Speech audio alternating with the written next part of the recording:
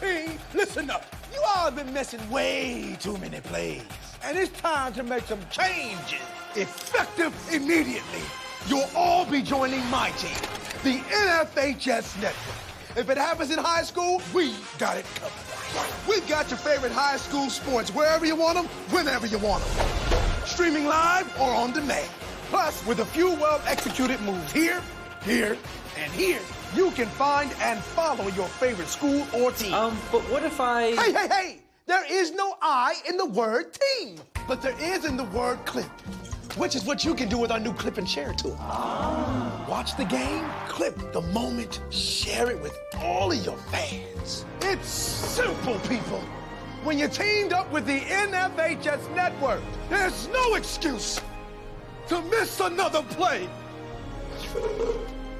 Now you get out there and you watch some sports.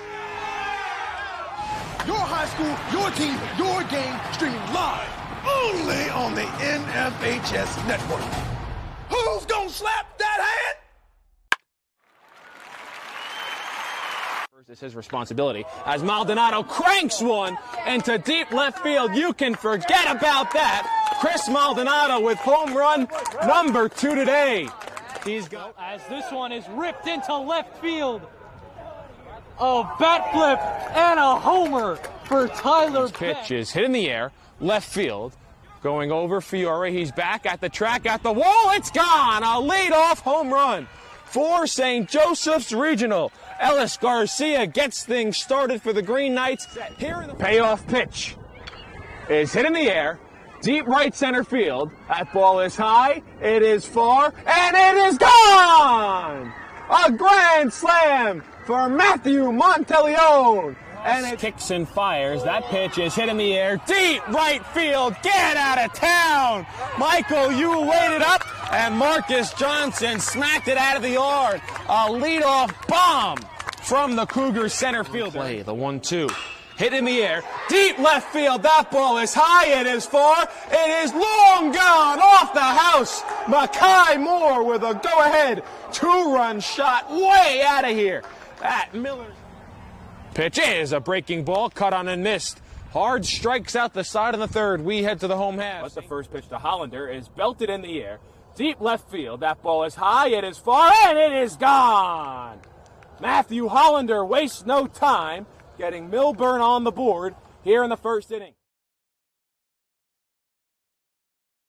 What? Come on, Ray! Oh, come on! Oh, what a bad call! You have no business being out there. You know, I'm a person too.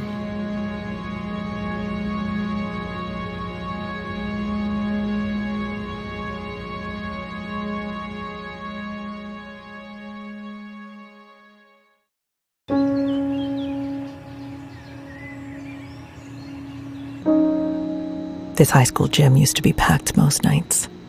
Not anymore. Do you know why? Because bad behavior by fans, especially adults, has caused a shortage of game officials across the country. You see, without officials, we can't have sports. Don't let this become reality. It's time for a change. Let's bench bad behavior for good. All right, team, listen up. You all have been missing way too many plays. And it's time to make some changes. Effective immediately. You'll all be joining my team, the NFHS Network. If it happens in high school, we got it covered. We've got your favorite high school sports wherever you want them, whenever you want them. Streaming live or on demand. Plus, with a few well-executed moves here, here, and here, you can find and follow your favorite school or team. But what if I... Hey! There is no I in the word team, but there is in the word clip, which is what you can do with our new clip and share tool. Watch the game, clip the moment, share it with all of your fans. It's simple, people. When you're teamed up with the NFHS Network, there's no excuse to miss another play. Now you get out there and you watch some... It's the last day of PowerPoints in the state of New Jersey. And how poetic for it to be Seton Hall Prep in Livingston for the third time this year. That's next. Stay tuned right here to the NFHS Network. He's going to take it himself for a championship. A double play wins it for three. Turn it to the end zone. What a catch. Micaiah touchdown. Into the layup, goes at the buzzer. Wins it. The championship.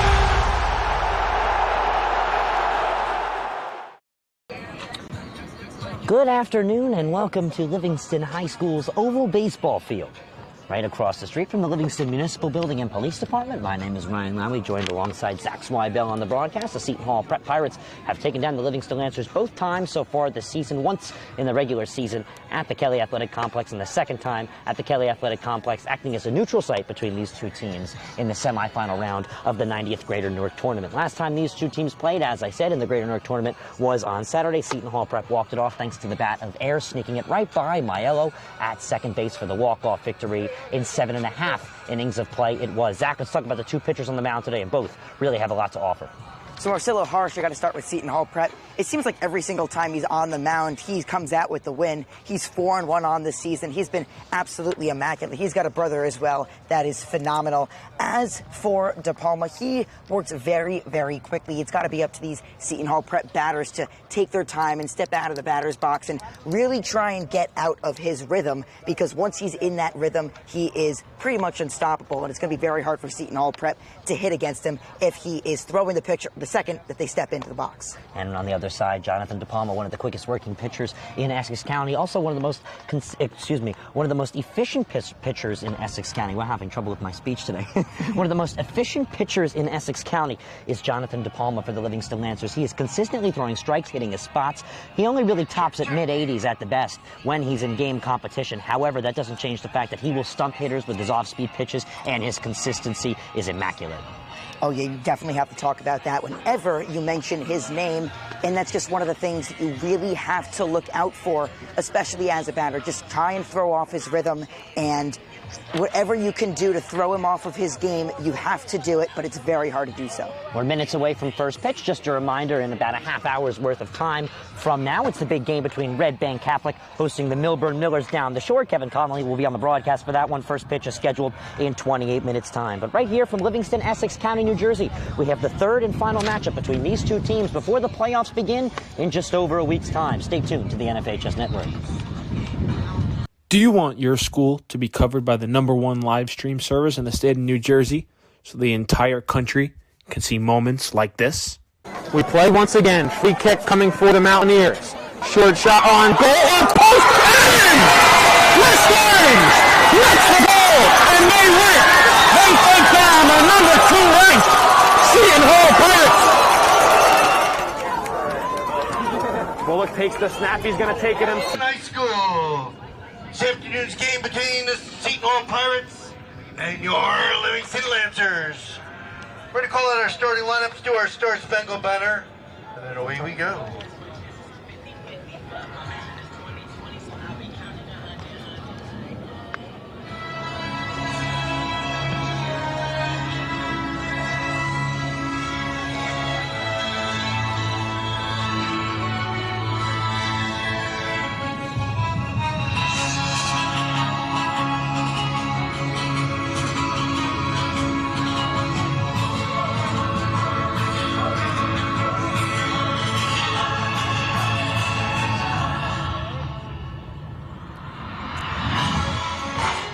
Starting at third base, number 5, Dan Levine. Your center fielder, number 1, Julian Schultz.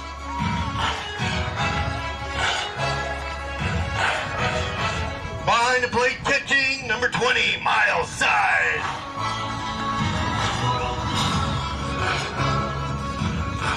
At first base, number 2, Aaron Hauser.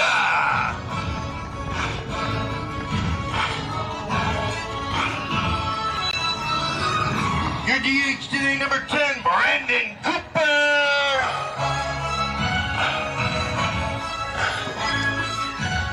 In right field, number 99, E.J. Frayne. At shortstop,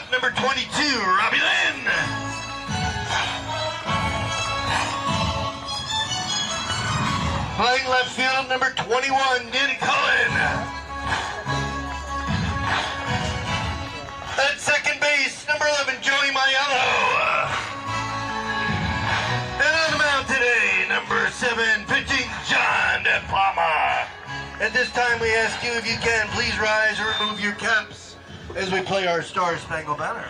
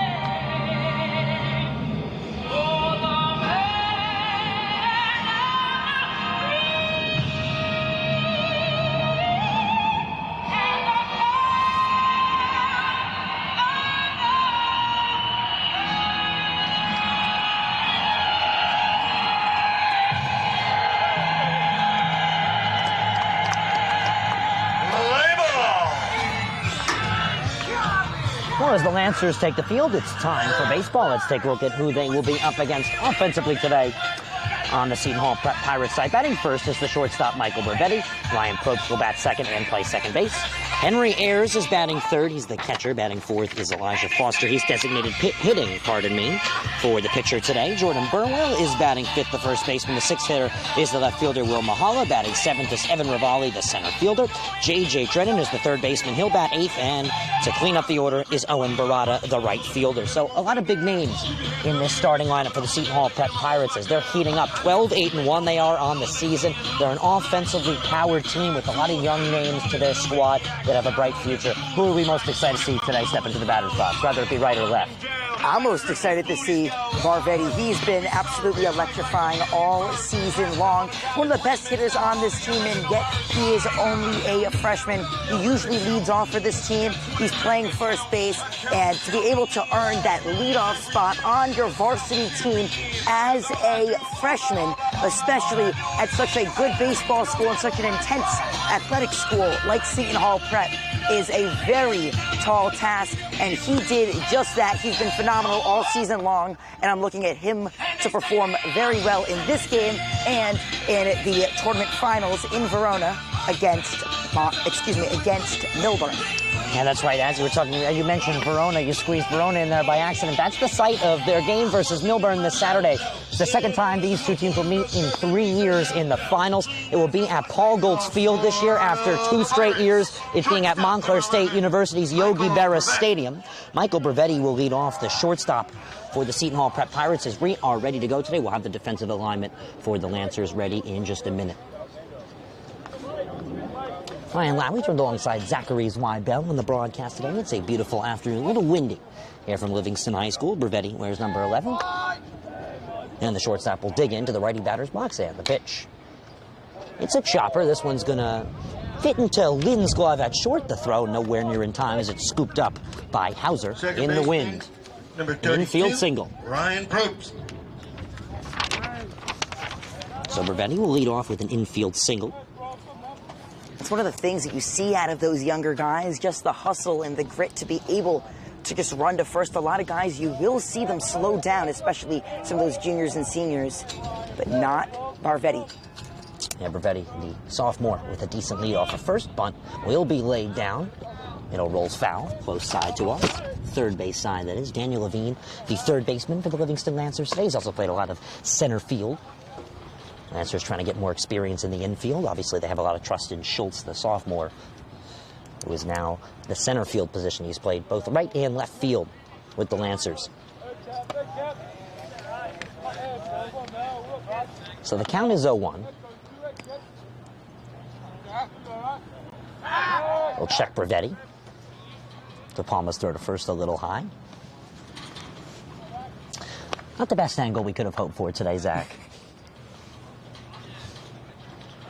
Basically, this is the angle closest to the plate down the third base line, as this one is squibbed in the air. Coming on to make the play is Hauser from first base. And in 3 pitches, there is 1 away.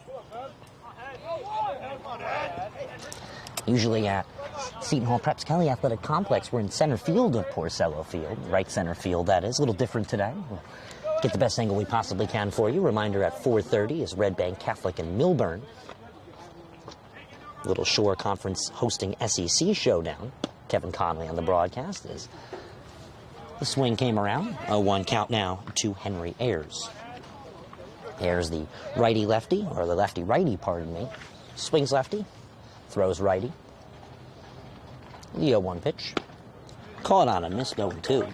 Always curious about how those guys are able to do that. If it's just, obviously it's natural, but how does that exactly work? Batting lefty? Yeah, it is interesting. It's almost a freak of nature kind of thing.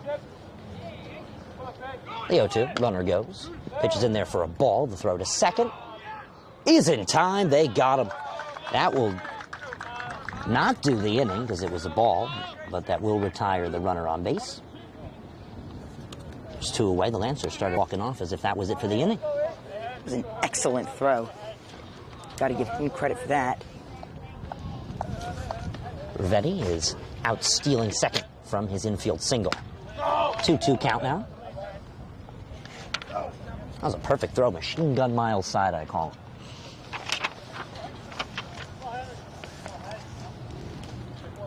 The 2-2. Popped up. This one in our dead zone for the camera. Caught in foul territory by Levine, and that will do the inning. So just 1 infield single is all the Pirates are able to put up.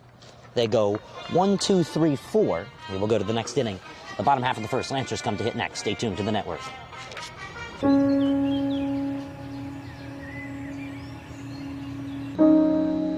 This high school gym used to be packed most nights. Not anymore. Do you know why? Because bad behavior by fans, especially adults, has caused a shortage of game officials across the country. You see, without officials, we can't have sports. Don't let this become reality. It's time for a change. Let's bench bad behavior for good. Barvetti caught stealing after the leadoff infield single. That was gloved down by Lynn at short. Couldn't make the throw in time. He was thrown out. And then the strikeout to follow. And now the Lancers are due to hit. Let's now take a look at their starting lineup. Batting first is the third baseman, Daniel Levine. Julian Schultz, the center fielder, will bat second. Batting third is the catcher, Miles Side. Aaron Hauser, the cleanup hitter, is the first baseman. Fifth hitter is the designated hitter, Brandon Cooper, hitting for today's pitcher, Jonathan De Palma. The sixth hitter is the right fielder, E.J. Frame, batting seventh. Robbie Lynn, the shortstop. The eighth hitter is the left fielder, Daniel Cullen. And last in the order is the second baseman, Joey Maiella. Who are you taking a look at in this lineup? I think that every single one of these guys played their heart out against Seton Hall Prep last Saturday. You have to give credit to every single one of them. They hit very well, and they were able to field very well as well. They were able to contain Seton Hall Prep and take it out to extra innings. Unfortunately for them, they were not able to advance to the county finals. We'll talk a bit more about that as the game progresses, but this was just one of those things where Seton Hall Prep kind of outplayed them, but it was definitely not due to a lack of effort on the Livingston side. Number 5, Dan Trent Levine. So Daniel Levine will dig into third baseman. He's played a lot of center field this year. He can also pitch a little bit. Third year on varsity.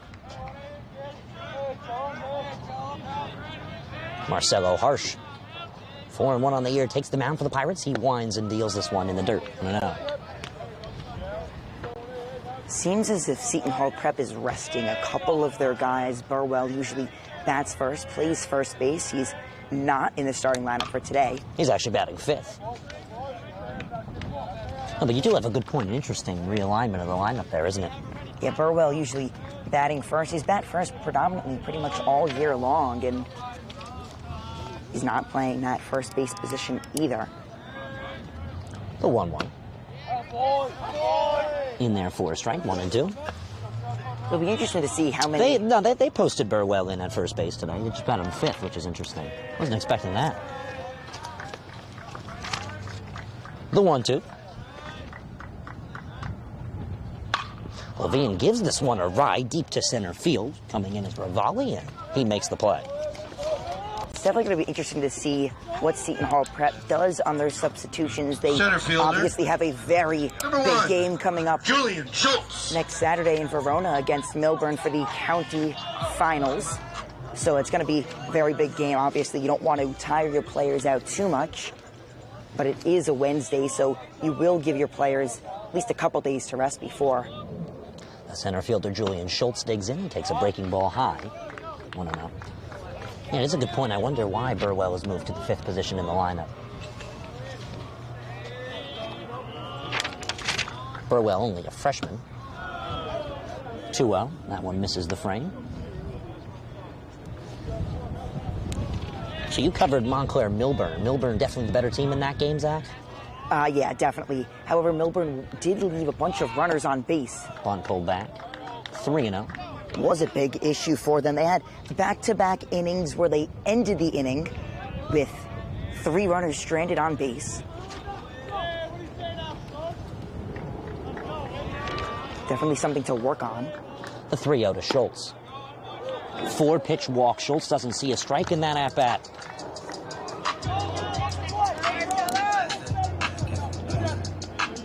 Catcher, number 20. As I mentioned, Milburn left a bunch of runners on base in that game. They left 6 in 2 consecutive innings. That's 3 in 1 inning and then 3 in the next inning. But they also only had 1 out. They only scored 1 run in those 2 innings. Side, first pitch. This gives this one a ride. Is going to drop in right field for a base hit. Everyone moves up a bag.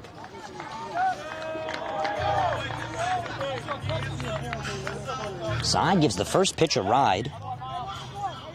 First base. He's got another single to his name. The first baseman now digs into the lefty batter's box. The one thing about this Lancer team is that they present a lot of big hitters.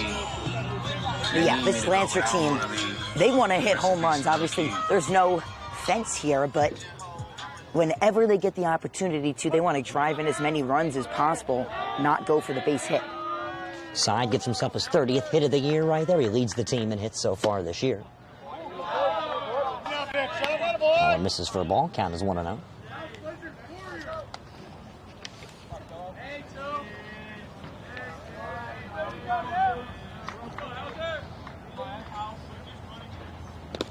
In the dirt, this one sneaks by Ayers. Runners will once again move up a bag.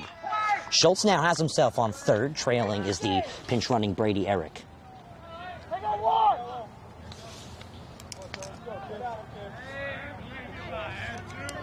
On deck, the designated hitter Brandon Cooper went 2 for 3 in the Lancers' last game. Their 14th win they picked up. That was a 4-2 victory at James Caldwell High School, about 15 minutes away from here. And the 2-0 is popped up out of play.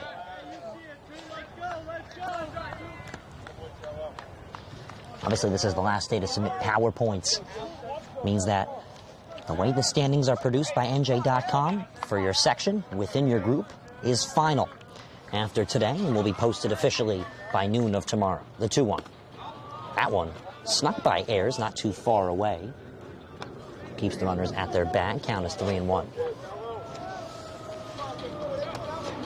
Seton Hall Prep looks to pretty much have it in the bag. They will host Oratory in the first round if everything stands. Livingston still fighting, trying to sneak into that 3 spot. It's possible. This will be a lot of PowerPoints for him, taking down a strong non-Public A North team. 3-1. That's a foul ball. Runners didn't respond the same way. Coach McLaughlin wanted to send the runners there. You heard the foul ball. That just shows how aggressive this Livingston team wants to be in this game. They really need to beat Seton Hall Prep. They want to, and they're going to do everything they possibly can in order to do so. Full count pitch. Hauser gives it a chase, and he goes down on strikes. There's 2 away. Striking out, swinging he goes, and now Brandon Cooper will dig in. The red-hot designated hitter. DH number 10, Brandon Cooper. Cooper also helped his cause on the network on Saturday in his first at-bat. He had a nice opposite field base hit against Seton Hall. 2 away. Eric is off second.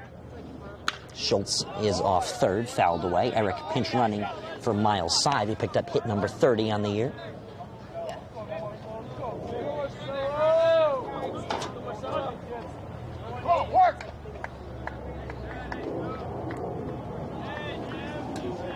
Cooper has the 0-1. In the dirt. Great block by Ayers. Ayers starting to clean it up behind the dish. Definitely one of the better catchers, especially in his division and in his conference as well. Yeah, the SEC wrapping up conference play. The 22nd is the final day to get any divisional or conference games in. And it's playoffs from there out. The 1-1. Harsh winds and deals. Cooper gives this one a ride. Foul. 1-2.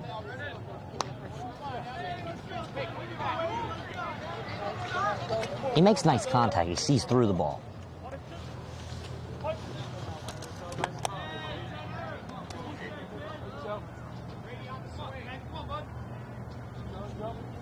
One, 2. 2-2. High and inside.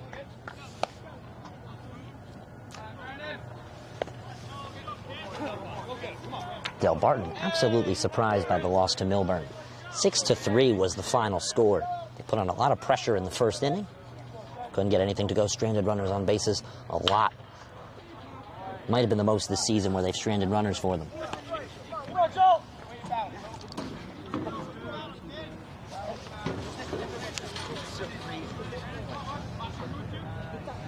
You can catch that game on demand on the D1 Media Pro on demand page. It's Milburn and Del Barton. Top 5 matchup in the state of New Jersey. Another one today. Cooper got a piece of it on the check swing. And Milburn's game versus Red Bank Catholic. Red Bank Catholic, the preseason #1 team, still hanging in the top 5, taking on a red-hot Milburn team, hosting them. That's in just 8 minutes' time.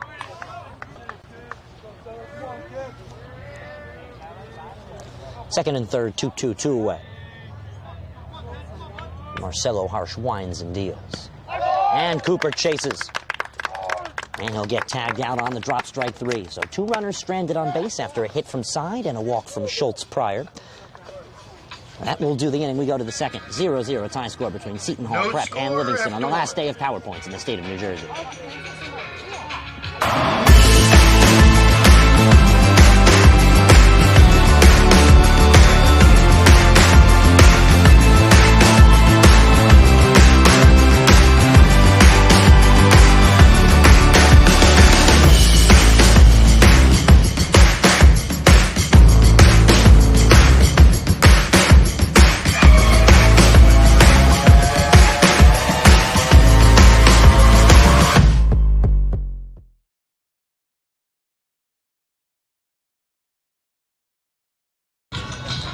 De Palma and the Lancers are back on defense. They woke the field getting ready for the top half of the second inning. Let's take a look at their defensive alignment today. In the outfield, it's Cullen, Schultz, and Frayne. That was from left to right. And Levine, Lynn, Maiello, and Hauser make up the infield from right to left. My apologies, the outfield was also right to left. Cullen, Schultz, and Frayne. And then Side is doing the dirty work. He just threw it down. He threw someone out in the first inning. That was Bravetti, who started off the inning with a hit. Now the fourth hitter, Elijah Foster, the designated hitter, will dig in for the Pirates. We really saw Miles Side's machine gun arm last inning in full force. Definitely second guessing every single one of these runners or soon-to-be runners is going to second-guess themselves if they thinking about stealing second or maybe even third. De Palma deals to Foster. First pitch is framed in there for a strike count as 0-1. It's always important for a catcher to really establish their dominance earliest with their arm to stop any further runners from stealing bases. 1-1, scooped up in the dirt. Elijah Foster getting ready next year to play for Sacred Heart.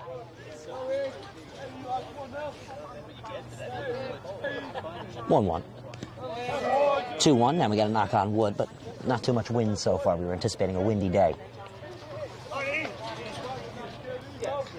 We are actually expecting a quick game as well because both Harsh and De Palma work quickly. And they've showed that consistency all year long.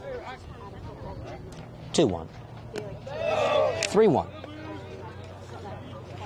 Saturday, when these two teams played in the second game of the year against each other, this one, the county semifinals, every inning runners were stranded on base. Every inning pressure was put on offensively by both teams. That definitely slowed it down a little bit. The game totaled to around 3 hours and 17 minutes if you count time in between innings, in between pitches. There's a 5-pitch walk. Elijah Foster to start off the inning. 17, Jordan Purnell. It's always interesting how you really want to play it, especially when you are considering the county finals. You have to worry about state tournament coming up, power points, but you also want to be able to win that county tournament. So it's very interesting to see how they rest their guys and who they play. Schedule gets really busy with the state tournament coming up in around a week's time. 1-0 to Burwell. The freshman now hitting in the 5th spot. West Virginia committed. Still a lot of time to switch that. Just a verbal commitment. 2-0 now. That really just shows his dominance. He's committed to West Virginia as a freshman, usually batting number 1 for the Seton Hall prep team.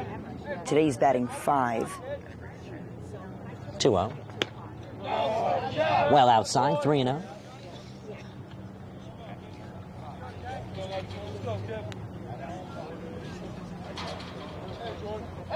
Lancers also in action this weekend. They see St. John Vianney for the second time this year. Count 3-1. Lancers gave St. John Vianney a tough time in the first contest between the two. Took him down pretty handily. The 3-1 pitch. That one misses. It's a 5-pitch walk. So 2 straight walks.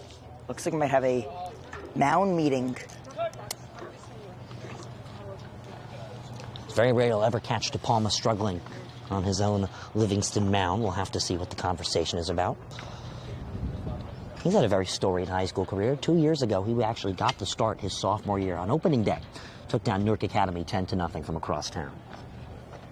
You always have to admire whoever starts on opening day. Usually that's going to be your star pitcher for the season. Obviously, you want to put your best guy out on the mound to start off the season, really get your guys going. That just shows how much trust they really had in him as a sophomore, and he's progressed greatly since then. He's gotten much, much better as a player, and it's very wonderful to see him out here as a senior.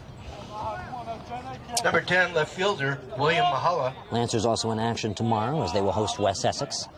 6 o'clock start, so my guess is, considering I don't know, it's going to be cross town at the Oakner Complex at Tevlin Field.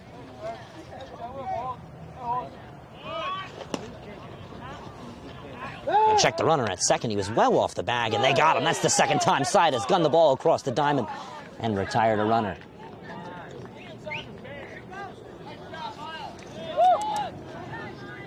That'll, if you're not second guessed on second, you'll be third guessed, because you do not want to take that big of a lead, especially when any catcher has just proved their dominance. And in 2 innings, 2 runners retired on second base. Count is 0-2.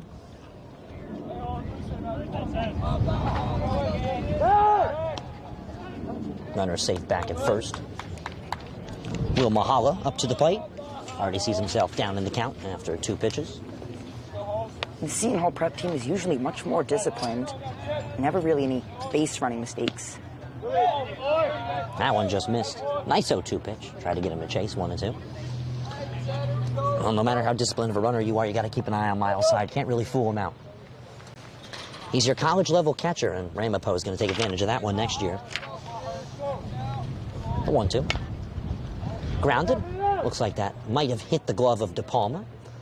Maiello will take it the quick way, give it to Lynn, and retire the runner at second base on the force. There's 2 away.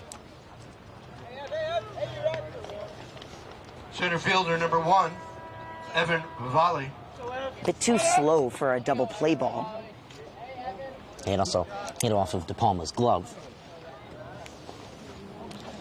So that takes Burwell off the bag and puts Mahala as a replacement on first base with 2 away. Evan Ravalli, the center fielder, digs in.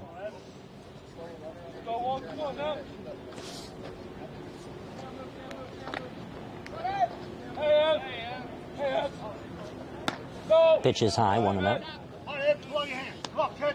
This will be the first time Coach Ennis would take down the Seton Hall Prep Pirates if he comes up with a win today. It's been over a decade since the Lancers were able to take down the Pirates in any competition.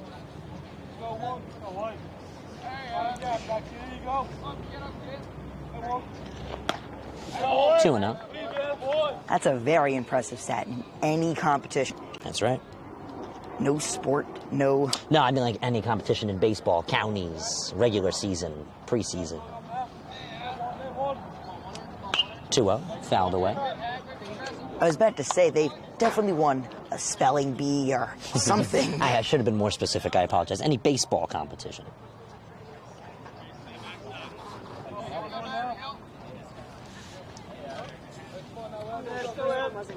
Two one. Runner goes. This one is a tough one to catch. It's going to be right in front of Cullen. The throw to third, and the tag is not in time. So a single puts runners on the corners.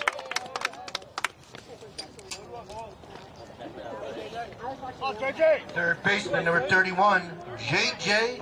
Drennan. It's an Evan Ravalli single, and Mahala finds himself on third. J.J. Drennan, the 8-hitter, digs in. Cullen was close there on the throw. Maybe get the tag at third base with Levine covering. In the dirt, 1-0.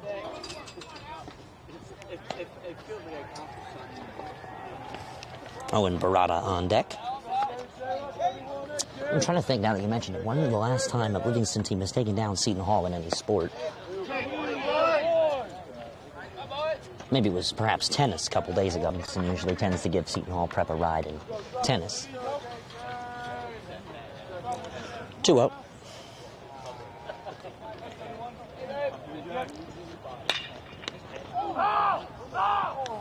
That one got a piece of Mahala. Liner foul. Looked like it was sky high. That's why they tell you go down and foul and back and fair. And you got it. Good base running there by Mahala, but it's obviously got to hurt. Took it pretty well, Mahala. He's no small figure. He's got quite a stature to him. The 2-1. 2-2, great pitch. De Palma will try and escape the inning with no damage. He's given up 2 walks and a hit this inning.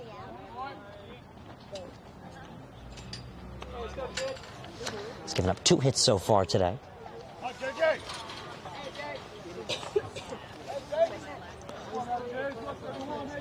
Two-two pitch. That one looks like it dropping a little too high. Count is full 3-2.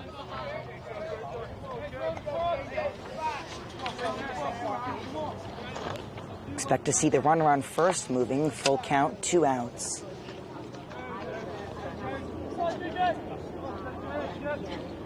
The pitch. Grounded. Foul. Looks like they'll give everyone the green light off the pitch. 3-2, 2 away. Send every runner.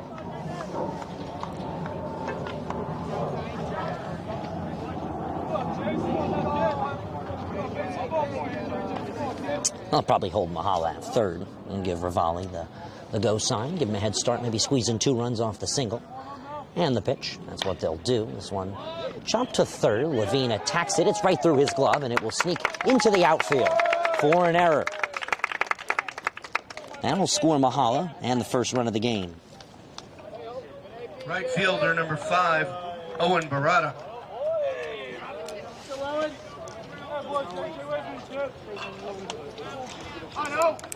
Call it an E5. That'll bring up Owen Barada. We'll have to converse during break. With that, really give that one an error. I would agree with you. Pitch in there for a strike, and the count is 0-1 now.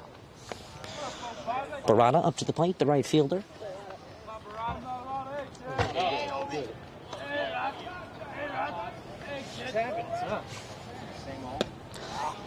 0-2. Barada batting .303. It's 10 hits on the year, 12 RBIs. 1 extra base hit was a double. Hitter now calls time. It's always great when you have more RBIs than hits.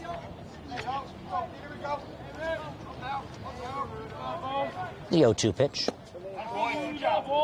1-2.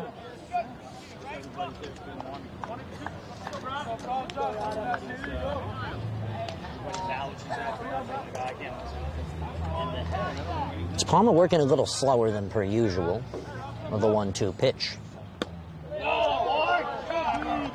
2-2. Top half of the second, 1-0 Pirates. An error charged to Levine at third base.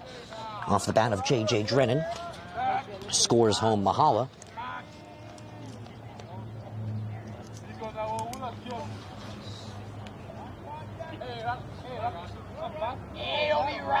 The 2-2. Blocked by side, standing up, count is full.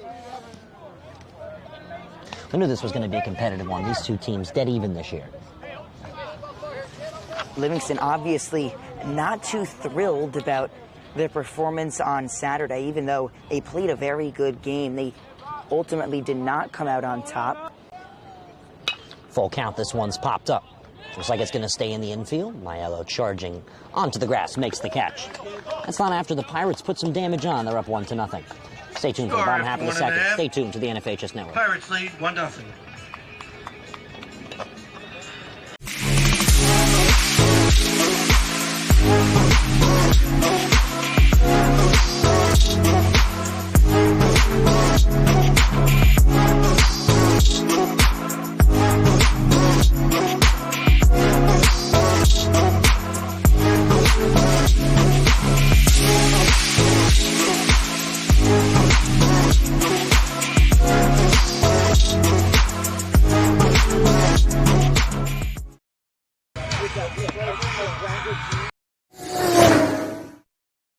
The middle, barreling towards the goal line. Baldwin is in for a Vance touchdown. Right down the middle, man. Just got, and he keep going, and he the ball's loose. And they hop back on it, and that's a touchdown. Short punt, bounces at the 35. Fielded at the 40 by Quick. Out to the corner. He's got blockers and a lot of green grass in front of him. Cuts back. He's in for a touchdown. Swing pass in the flat. Gets to the corner, he's going to get in the end zone. Touchdown. Good job, block. Third down and 17, a handoff, getting to the outside. There's a hole, there's a first down, and all the way to the races is Elijah McWilliams to the house for a touchdown and for an IMEC for a division championship. Frame. E.J. Frayne will lead off for the Lancers. We go to the bottom half of the second. Pirates played and run off an E5 last inning. That's how they have the 1-0 lead here in the bottom half of the second. Inside pitch count is 1-0 now.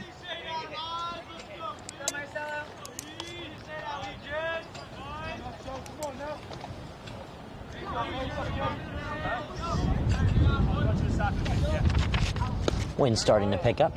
1-1, count that pin there for a strike. Ryan Lally joined alongside Zachary Zweibel here on the D1 Media Pro page on the National Federation of High School Sports.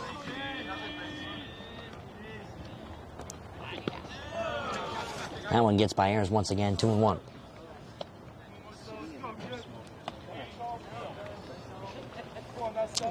Lancers, no runs, a hit, and 1 error. Seton Hall Prep, no errors, 1 run, 2 hits. Inside, 3-1. Interesting thing, we're seeing DePalma a little uncomfortable so far. Does not seem, I'll use your word, comfortable. 5-pitch walk. Oh, they're going to call that one a strike. Yeah, DePalma just not his usual self. Usually much quicker, more confident. Seems like he's just second-guessing himself. It's not a full count to Frame. Fouled away, keeps his at-bat alive. That one goes into the street of the Oval.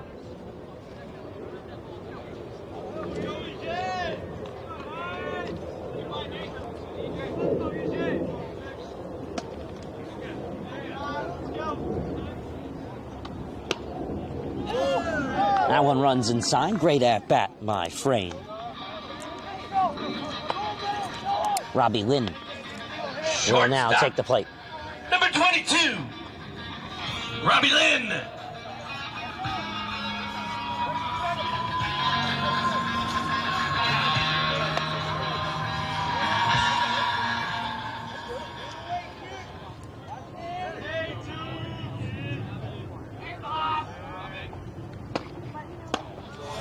Upstairs, 1-0. Robbie Lynn now at the plate for the Lancers. Robbie Lynn, a very strong defensive force at shortstop. Hasn't been hitting too well this year. They'll check Frayne at first. Robbie batting 200 flat this year so far. He's got 11 hits as that pitch is in there for a strike. Count is 1-1.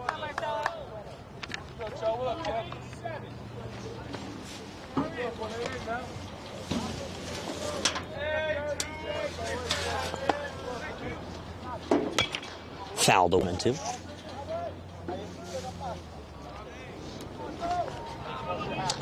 Once again, Robbie batting just 200 on the year. Had a slow start.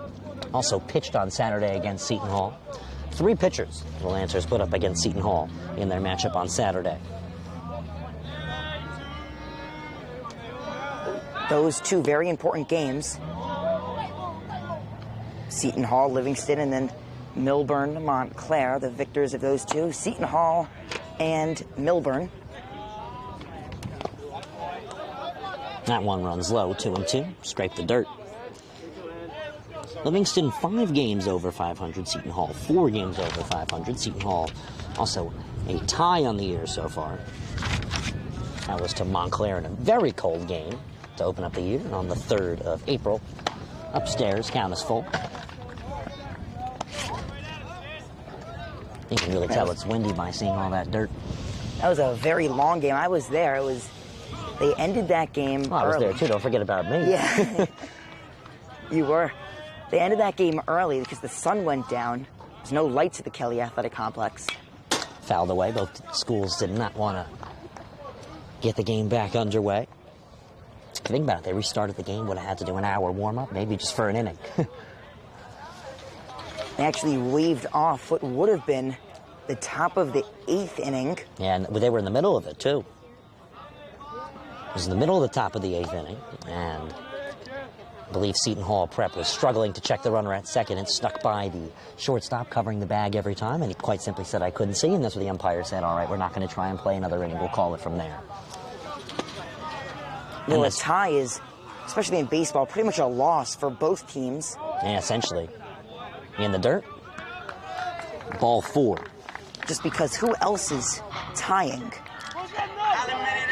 The only implication that a tie would ever have is that it doesn't necessarily count as a loss. So if you're going up against another team with a tie, you essentially tie them in whatever ranking system you're in, but who else is tying aside from the oddball that Seton Hall Prep happened to be playing a late game with no lights? Danny Cullen batting just over 220 on the year. Likes to chase the high pitches, but makes very strong contact. He lays a bunt down, pulls it back on the high pitch, and the count to him is 1-0. It's Frayne off of second, and Robbie Lynn off of first.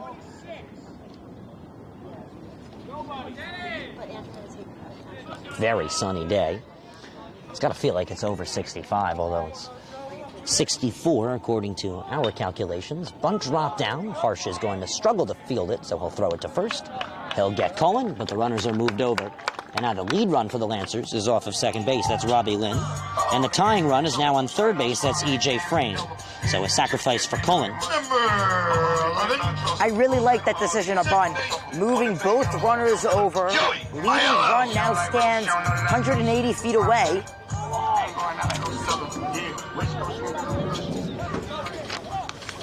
So Maiella will now touch the plate with his bat. The 9-hitter for the Lancers.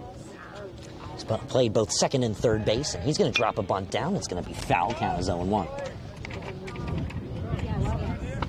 Maiella batting .234. Seems like the Lancers really don't want to be playing from behind. Want to get that runner in and tie it up, even if it means putting 2 outs on the board.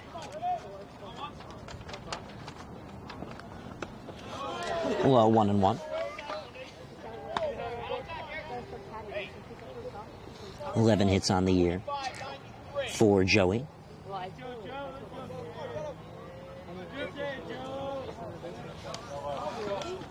The 1-1. Fouled away 1-2. Just 1 out here in the bottom half of the second. That one hit a poorly parked car. Did it really? Oh. Cars surrounding the field here at the Oval. It's the epicenter of everything, the Oval baseball and softball field. 1-2. Blocked in the dirt, 2-2. And don't forget about school, which takes place right here. So everybody with a car is seemingly parked around the Oval. Maybe a good idea to check the baseball schedule before you park your car and not park right behind home plate. Upstairs, well, there is a parking lot near the pool, about a quarter of a mile away from here, maybe a little less, and then maybe a tenth of a mile, we'll call it, actually, much shorter, and then not too far away from here as well. On the other side is Madonna Drive. Say that's even less than a tenth of a mile away from where we are right now. Count is full. And that'll be a walk to load the bases.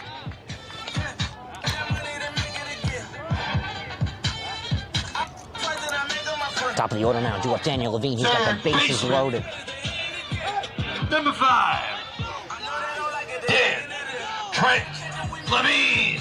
This is a chance for Livingston to really break open this game.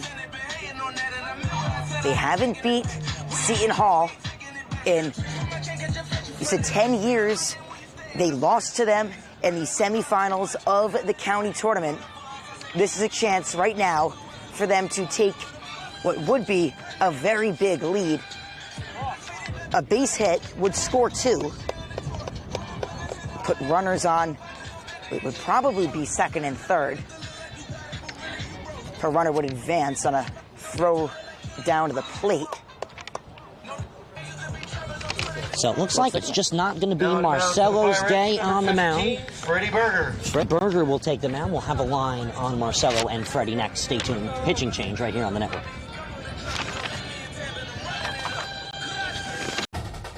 It's hard to get to everything we have going on here. I mean, this high school has so much. And now you're offering the ability to watch those events without having to travel there. My dad travels a lot, so he likes to watch the events. Like if I'm playing a volleyball game and he can't make it, he'll watch it and he loves it.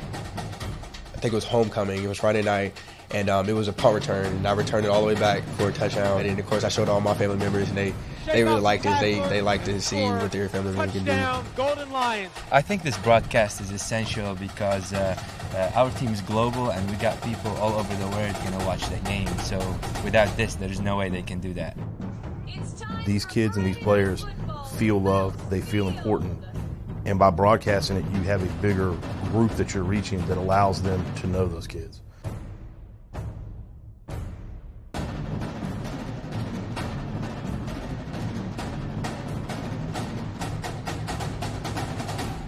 One of New Jersey's premier high school basketball teams gets their coverage. Top of the order due up. Freddie Berger digs in. Marcelo Harsh is only able to make it 1 1/3 innings. He leaves the bases loaded for Freddie Berger, who's thrown 140 pitches this year. He's thrown 5 2/3 innings. He's allowed 8 hits, 4 earned runs. He's also walked 4 and struck out 8. His ERA is just under 5 at 4.94. So Freddie Berger will take over, an early middle reliever, taking on a 0 for 1 today. Daniel Levine with a strong bat to his name, popped out to center field. Berger will deal the lefty. It's a strike. Count is 0-1 now to Levine.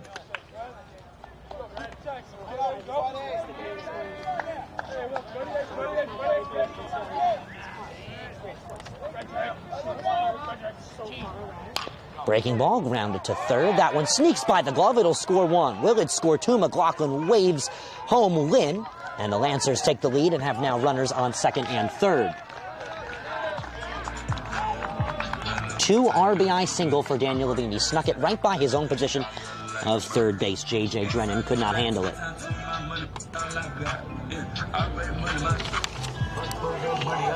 Center fielder number 1, Julian Schultz.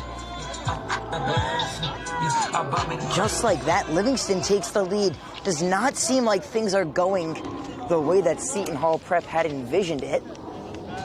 It's an extra base hit for Daniel Levine. It's a double. He's able to take second base. Pitch misses. Count is 1-0. Julian Schultz now digs in. Schultz walked in his last at-bat. Held up to third base.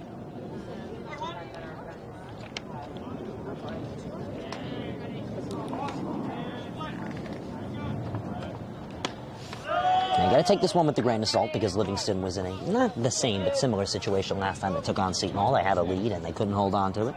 Resulted in a Seton Hall walk-off. 2-0 count.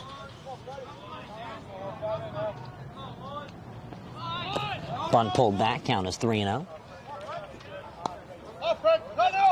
In danger of loading the bases again. This is the same situation, would be the same situation that Berger found himself in when he entered the game, except for the fact that now the Lancers are leading by 1. The 3-0. Ball 4 and the bases are loaded.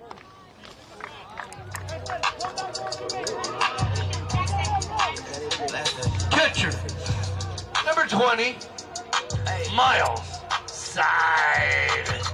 Side of a single in his last at-bat. Levine and Maiello hold their bags as Schultz joins them on base. The table is set for Miles Side. He's 1 for 1 on the day. He gets another one of those singles, probably score 2 runs, and then Livingston will go up 3.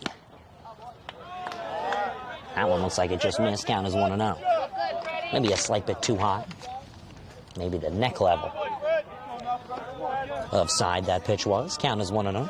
That's the tough part about putting a new pitcher in a situation like this. 1-0. Grounded. That's right through the hole of shortstop and third base. It's going to be a 2 RBI single for Miles Side as Levine slides in safe to plate a pair of runs.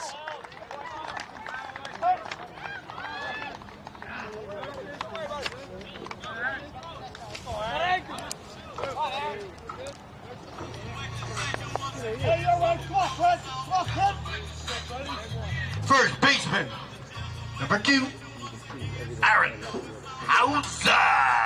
So now Schultz off of second, Side on first. Hauser struck out in his last at-bat. He will dig in here in the bottom half of the second with 1 away. James Mako is making his way over to the bullpen. So very shortly after Berger entered the game, now Mako looks to be stretching. Breaking ball strike. Count is 0-1.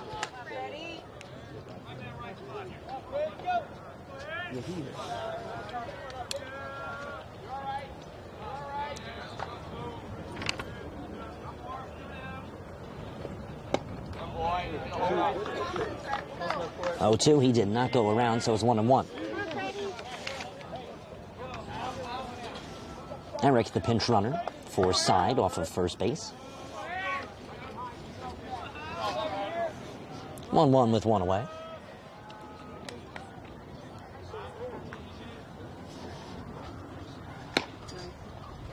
Great pitch, 1-2, perfectly placed. Berger now starting to find some confidence on the mound. All right, Freddie, let's go, kid. Able to establish that fastball. That's one of the most important things for a pitcher to do, and very hard to do that when you come in with the bases loaded. So the 1-2 with 1 away. In the dirt, blocked by Ayers. Throw to second on a hop. He is scooped up by Bravetti. 2-2 count.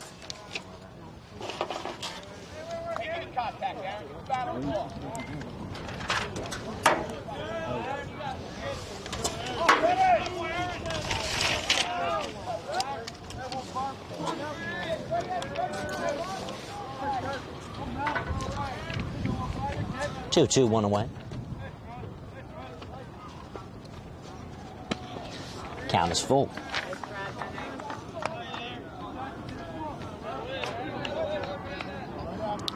Four to 1 Lancers, for those of you just joining us here on the NFHS Network.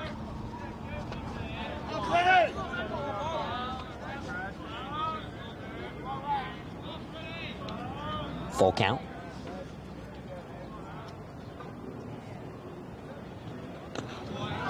In the dirt, and once again, the bases are loaded. Not the first time this inning.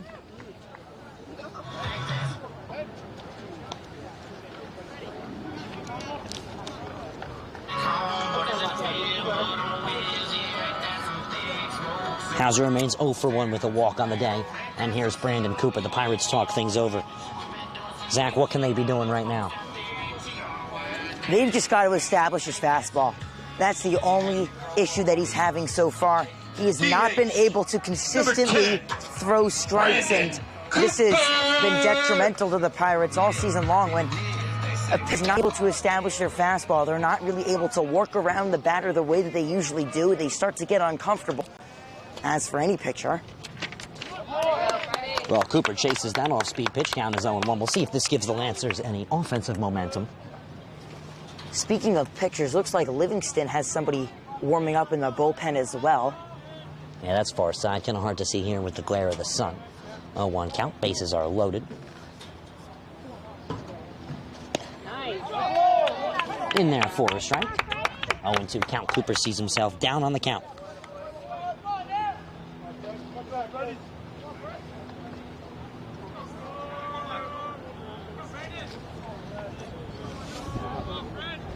Maybe an off-speed pitch or perfectly placed pitch. Let's see. It comes in, and it's in the dirt, blocked by Ayers.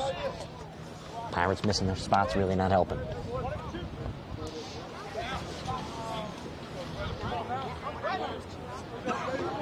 One, two. Cooper, the designated hitter for the Lancers, the senior. Grounded to second. That's going to sneak through the glove of Probst. It's going to plate 2 runs as Eric will be in there standing.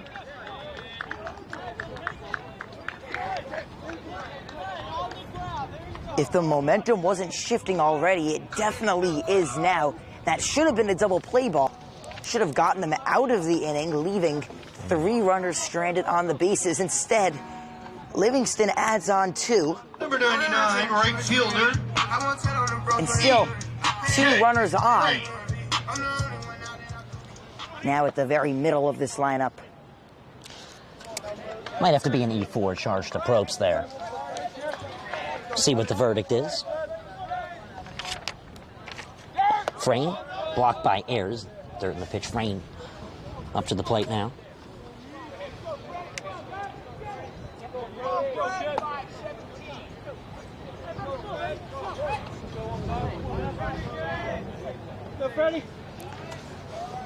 Frayne batting a whopping, can you believe this, 364. In there for a strike. Count is 1-1. Let's take a look at Frayne's stats, shall we? At bats, he's at 55. He's batting 364, slugging percentage 436. He has 20 hits on the year, 8 RBIs. 17 of those singles. He has 2 doubles and a triple. 1-1 count.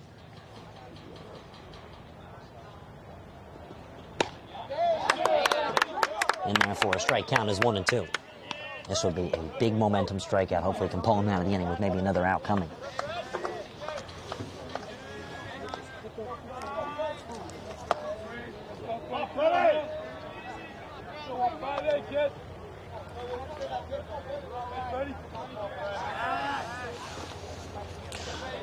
Freddie Berger steps off.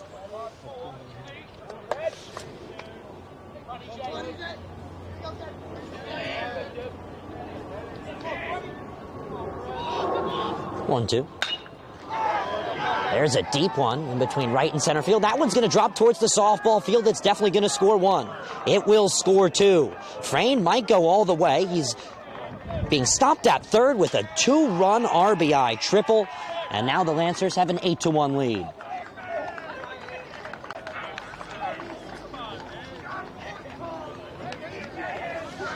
The bats just keep bringing in the presentation of runs here at Livingston High School.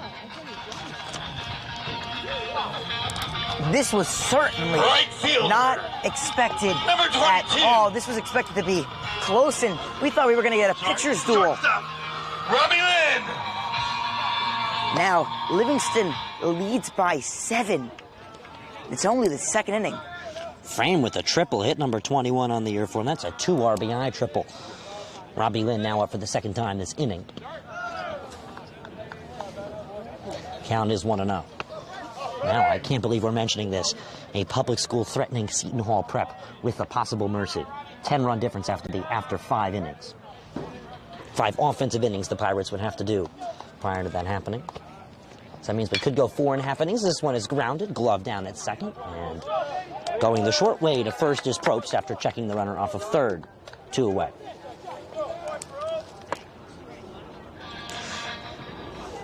Now, you know what I dislike the most about long innings like these? They really mess up the scorebook. And now, I'm putting it in the 3rd inning column. You gotta love that, Zach. Come on.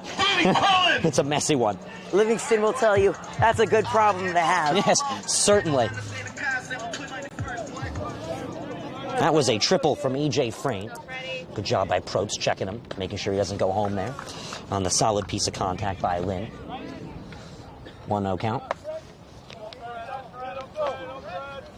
Danny Cullen, the left fielder, number 21. Committed to Muhlenberg to play football. 3-sport athlete, also plays basketball over the winter. In there for a strike. That was quite the year the Lancers had. Finished off the regular season 16-10. Had a county victory in the preliminary rounds before another loss a week later in the counties. And then playoff win against West Orange prior to losing to the Patterson East Side Ghosts. Fouled away. That's 2. Come on, Freddie. Now the 1-2 count. Patterson Eastside basketball, just ridiculous this year. A lot of big names. State champions they were of Group 4. Zach, you know what else is true? This has been a long inning. Definitely. Cullen holds up on the breaking ball. Count is 2-2. Another issue with these long innings, this is speaking from experience, fielders tend to get very tired and out of it. They sometimes get cold.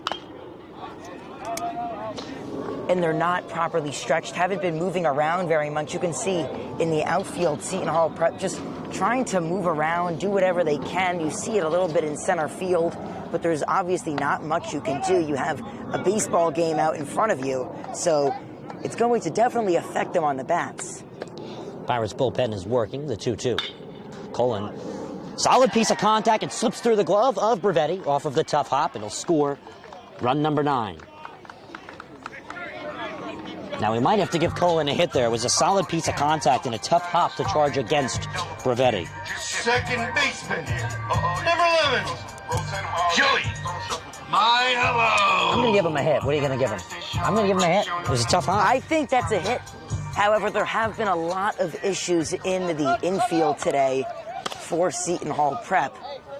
Not the ideal performance by, I would just say, it's your middle infielders. Milo walked in his last at-bat. He takes an off-speed pitch low, count is 1-0. Well, we weren't expecting this. No, it wasn't on my schedule at all.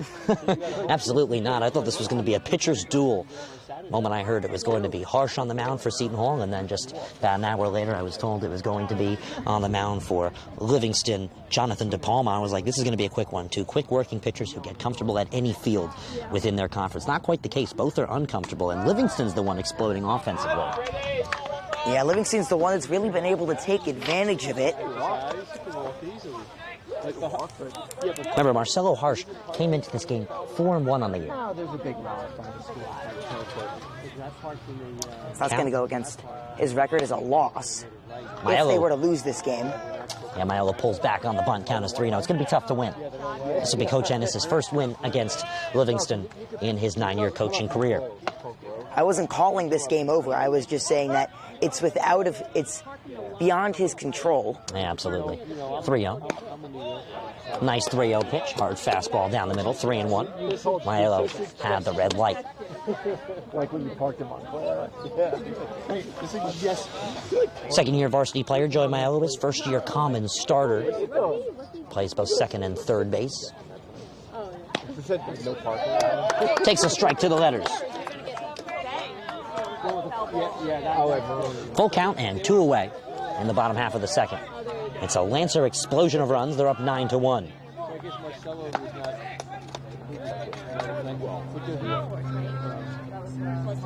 Runner goes. Pitch is in the dirt. Maiello works a walk. 6-pitch walk that was. Puts Cullen on second for free, although he was charging to it quickly. Third baseman. Just an update now for the Seton Hall Prep bullpen. James Macco seems to have finished warming up, completed everything in this one inning. He's stretched, he's thrown, he's used some of those resistance bands, and so Levine, he's all ready to go. Levine hit a double. If he's able to make contact like that again, the Lancers would just have to make it to the 5th inning without letting anything up, and he pops this one up, not under it. Probst is under it, makes the play with 2 hands. That does a very dangerous inning. The Lancers are up to 5 hits. That doesn't even count the walks that put them on base. Lancers were also able to put 9 runs against Seton Hall in just 2 innings before 6 outs were able to be accomplished by the Pirates.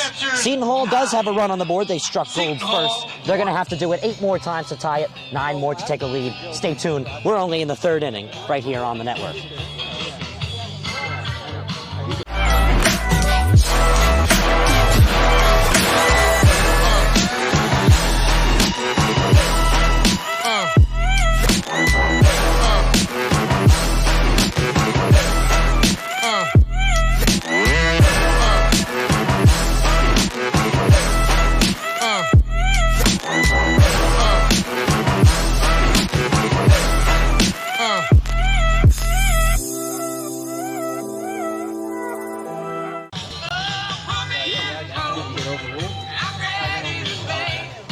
Do you want your school to be covered by the #1 live stream service in the state of New Jersey so the entire country can see moments like this?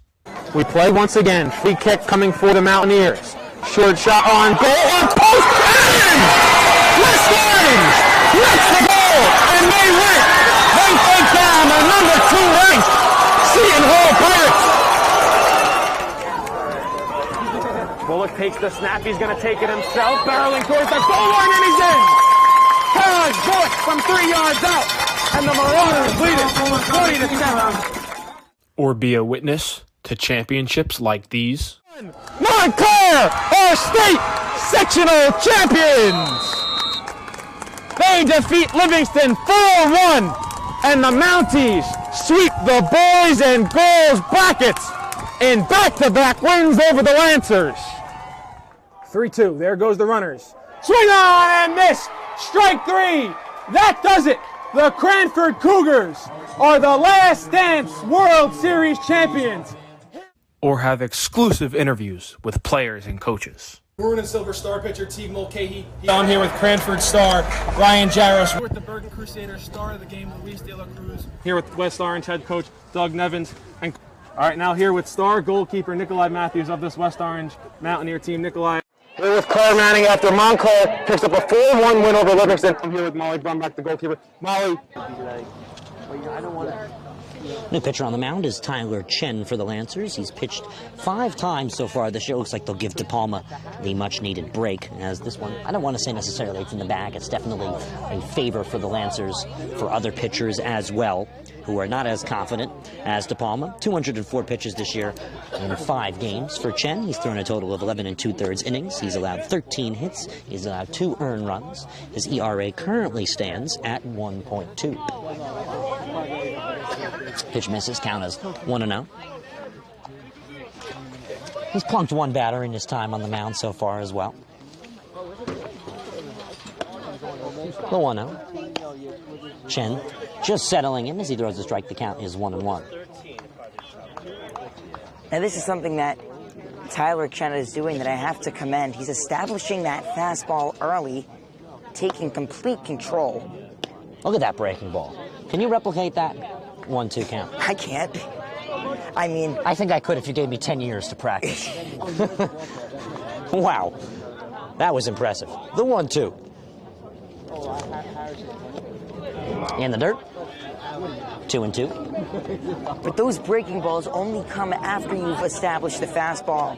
And that can happen either on your first pitch or second pitch. Doesn't necessarily matter. Rivetti gets a piece of that one, 2-2. It's just all about proving to the batters that you have a fastball and you could throw it by them, so be ready for it. The batter doesn't see any strength in your fastball, will just lay off of it. The 2-2. Line, that one's going to be a base hit, as it will drop right in front of right field. Frayne will get it to the cutoff man, and it's a leadoff single for the leadoff hitter. Number 32, Ryan Probst.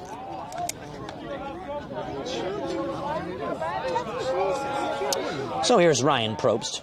Probst flew out to the infield in his first at-bat. Second at-bat of the game it was. I'll tell you what, 10 years? Actually, no, give me 25 days, and I will come back and show you that Tyler Chen pitch off of my own arm. That was quite the breaking ball. Chen will deal. This one's popped up sky high right back to right field. Can Frayne camp under this one? Yes, he can. He makes the play. Backpedaling. Catcher number 8, Henry Ayers. Ayers digs in. The catcher walked it off for the Pirates against the Lancers on Saturday. Seton Hall also had a senior night victory most recently, 10-0, a Mercy Rule win at the CAC. Was their last contest prior to this one.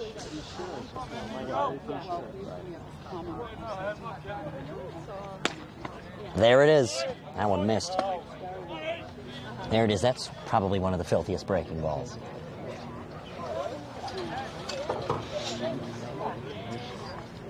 No comment? Yeah, nah. It's just stunned me. Usually you see heads up. over my head. That one almost hit us. Yeah, 1-1. As you were saying, we're responding you to that usually see those amazing breaking balls out of a starting pitcher. A reliever pitcher doesn't necessarily have that kind of a breaking ball usually, but not in the case of Tyler Chen. That one hit Ayers hard. That puts 2 runners on for Seton Hall. DH number 27, Elijah Foster. It's just one of those things that if you have it, it's a great benefit for you, and it will help you get on the field if you're a relief pitcher with a very good breaking ball. You got to be like Nestor Cortez there. You got to perfect the art of a unique pitch. That's exactly what that was. You've seen Nestor do the leg extension. Yeah. It's like a ballerina. Chen, maybe not displaying the same balance, but definitely the same dedication to quite a nifty breaking ball. Runners on first and second. Strike one.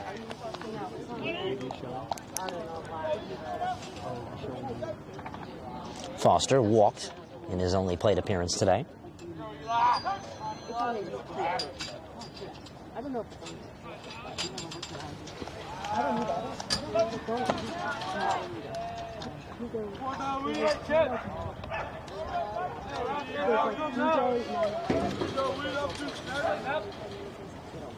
Leo 1. Upstairs, 1-1.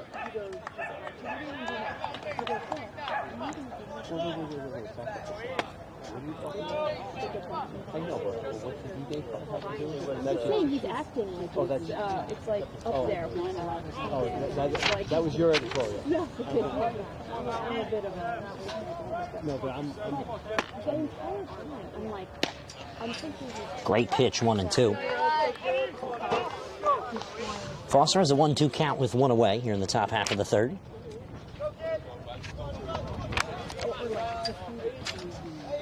(9-1) Lancers over the Seton Hall Pirates. Time is called. Just a pair of runs the Pirates give up if they're not able to put anything on the board, and we could be out of here in 5, maybe 6 innings. It would be an early finish. Very rare the Pirates ever are on the losing side of a mercy rule score. The 1-2. Breaking ball is grounded and can't be knocked down by Maiello. It's a base hit. Being sent home is Bravetti. He's in there standing. The Pirates knock a second run in. Credit a single to Elijah Foster. That's the first time they've made contact with that breaking ball. That time it was a ground ball up the middle for a base hit. So the Pirates aren't going to go down without a fight. Burwell, the first baseman, now digs in.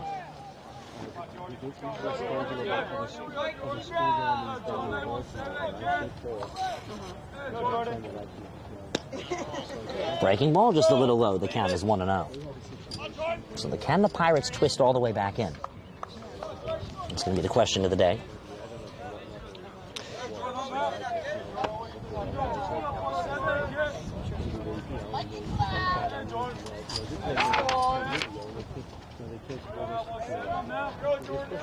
Chen deals. It's upstairs, 2-0.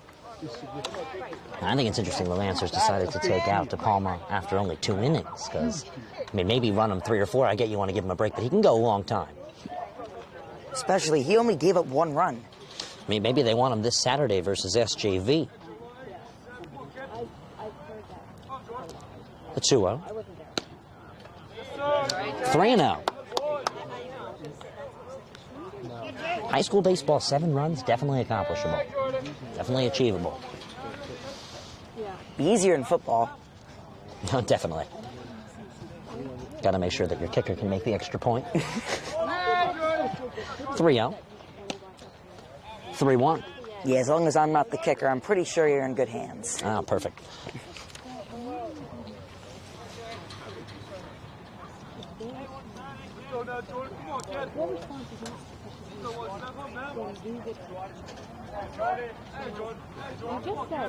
The 3-1.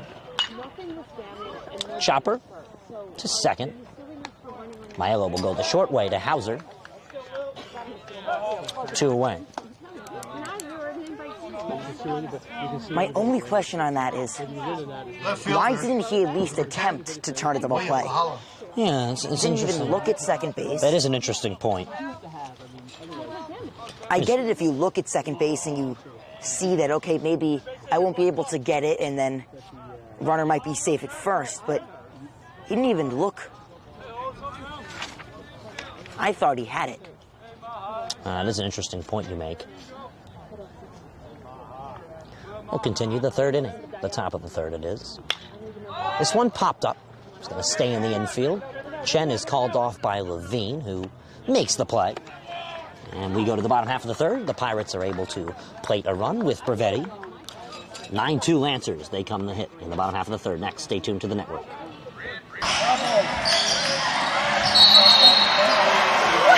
Come on, Ray! Oh, come on! Oh, what a bad call! have no business being out there. You know, I'm a person too.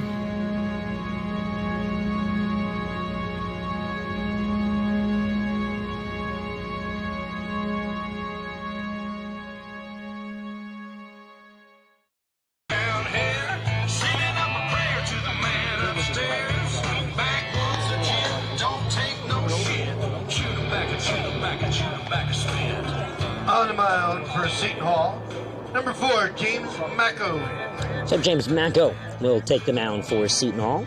This will be his 7th appearance of the year. He most recently pitched in the 5-3 loss hosting Ridge. He's thrown 268 pitches, 13 and a third innings. He's allowed 17 hits and 13 earned runs. He's walked 9, struck out 15, hit 4 batters, ERA of 6.82. So not the best earned runs average you want to have as a pitcher, but he has to be confident and he has to be ready to go, and he has to give Seton Hall perhaps some sort of defensive rally that they can turn to offense in the top half of the next inning. We're only in the bottom half of the third. The Lancers have played at 9 against a very good team.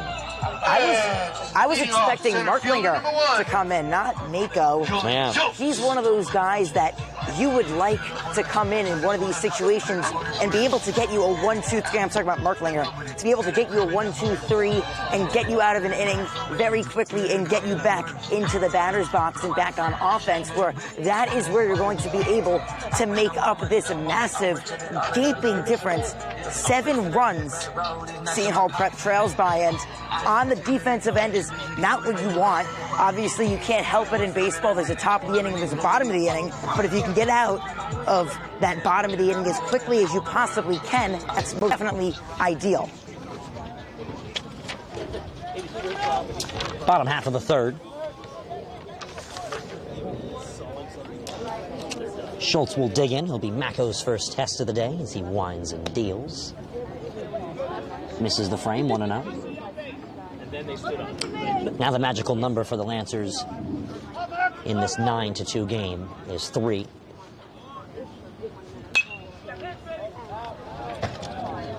Out of play.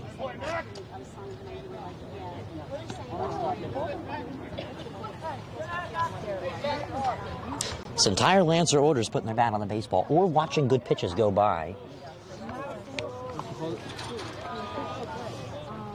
1-1. 2-1.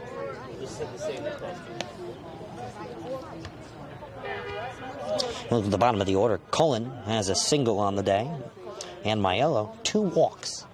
So even the bottom half is producing at great rates. These Lancers don't come cheap, too. Takes a few years of development for all their star players. That excludes, of course, Schultz and Frame, only sophomores. The 2-2. Count is full. And their pitcher, Tyler Chen, right now, he's also only a sophomore. So you got a couple young guys. As for Seton Hall Prep, most of their team, if not all of their team, is very young. Schultz, it's a line drive, base hit over the shortstop.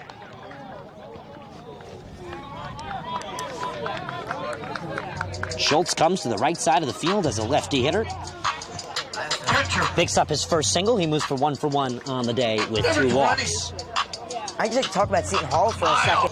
They're one of those teams that they're probably the youngest team in the SEC. By age, I would assume that they are, if not one of the youngest, if not the youngest. And from what they've been able to accomplish this season with so young of a team, for majority of the season, they've been batting a freshman at leadoff. Blocked by Ayers. So the future is most definitely very promising for them. Even if this is not their year in, say, the state tournament, definitely looking at years to come. Side. Nice play at second base. Nothing comes. It was bobbled by Probst. I think that's another one of those give him a single for the Lancers. It was a solid piece of contact. What do you say? You got to get a better angle on it. I'm not sure. The rule isn't very definitive. Yeah. Well, the whole point is that whoever the official scorer is makes the rules. It's very hazy. It's if they think that he should have made the play, I think he had the ability to make a play, but I don't think that they're in a position to mark that as an error. Yeah, so I think they'll give him a hit. They say at this level, you got to benefit the hitter. If it's a question, time is called. There's Trutz to the pitcher. Station ID. He's going to take it himself for a championship. A double play wins it for Frazier. Turn it to the end zone. What a catch. Runners on first and second here in the bottom half of the third. Mako deals. It's high. I was going to say that a lot of times, if you should have made a play, but it was a hard play to make, they would give the runner a hit just because even if he should have made the play, say it was a diving attempt and kept in the infield and unable to make the throw or throw wasn't there in time, a lot of times they will ultimately give them the hit. 1-1 count. There's a chopper, glove down by Probst. He goes to short, and the throw to first. Double play.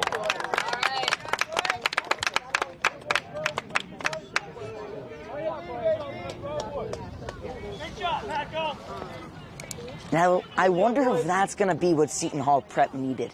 I wonder if that, they're still trailing by 7, obviously, but I wonder if that's going to be the spark of something. That double play is going to mean anything in the grand scheme of this game in terms of momentum and confidence. That was Schultz to Bravetti to Burwell, 4-6-3. Second to short to first. Runner on third now.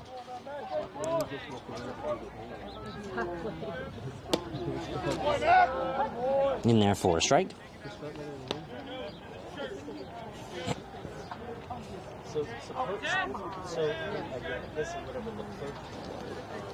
One. The pitch. Runs inside, 2-1. It's been 90 minutes since the first pitch. Still not even halfway there. The 2-1 to Cooper. Cooper up the middle. It's an RBI single for Brandon Cooper.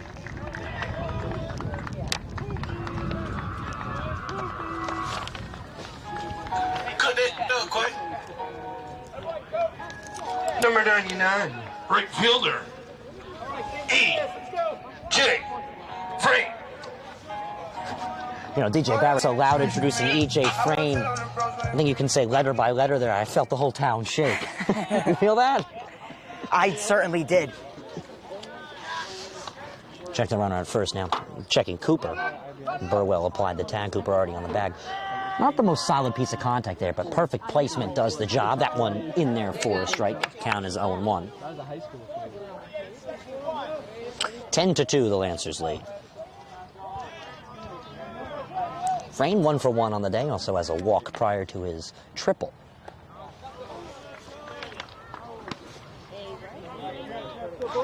Once again, Coach Ennis now trying to close in on his first win against Seton Hall.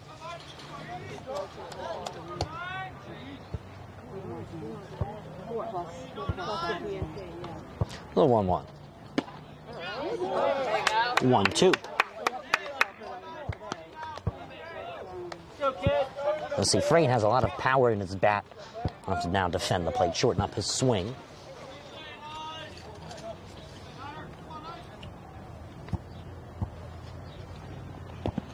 Blocked in the dirt by Ayers. Cooper, not the most dangerous base runner, retreats back to first without a thought. You almost got to wonder if it's the wind pushing the dirt that's causing a problem. Looking at the field right now, there's a lot of that.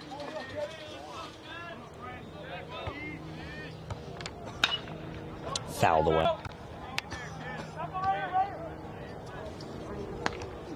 Yeah, you can already see, it looks like the dirt up until where the grass starts near home plate, those foul lines are almost pretty much gone. 2-2 upstairs, count is full. Pitch number 7 on the at-bat coming up.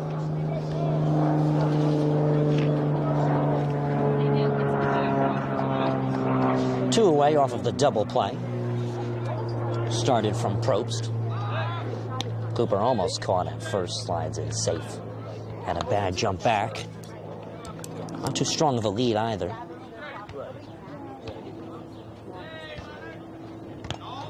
Cooper goes. That one got a piece of frame.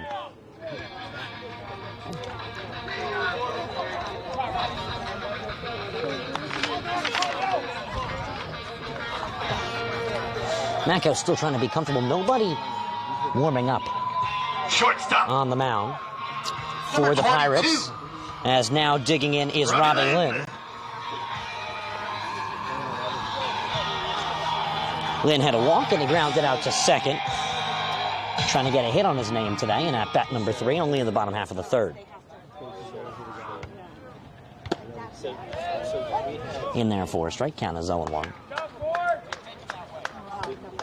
So funny the timing difference in high school sports between how long a baseball game is and how long a high school basketball game is. High school basketball game is maybe an hour and 30 minutes at most, unless it's really an important state game.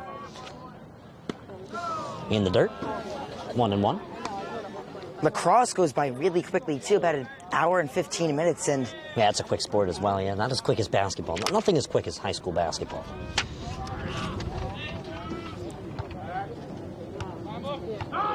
Time is called. Robbie shakes out the legs.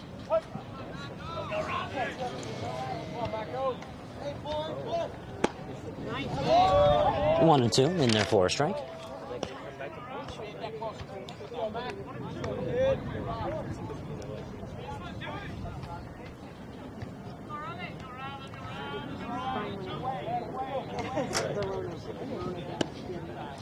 Just missed on the breaking ball. Count is now 2-2. Lancers chasing the 10-run lead spot. it's going to be tough for them to get there. They've got the runners on base right now to do it. That's a great idea. Even if they get there, I just don't know if they're going to be able to hold it.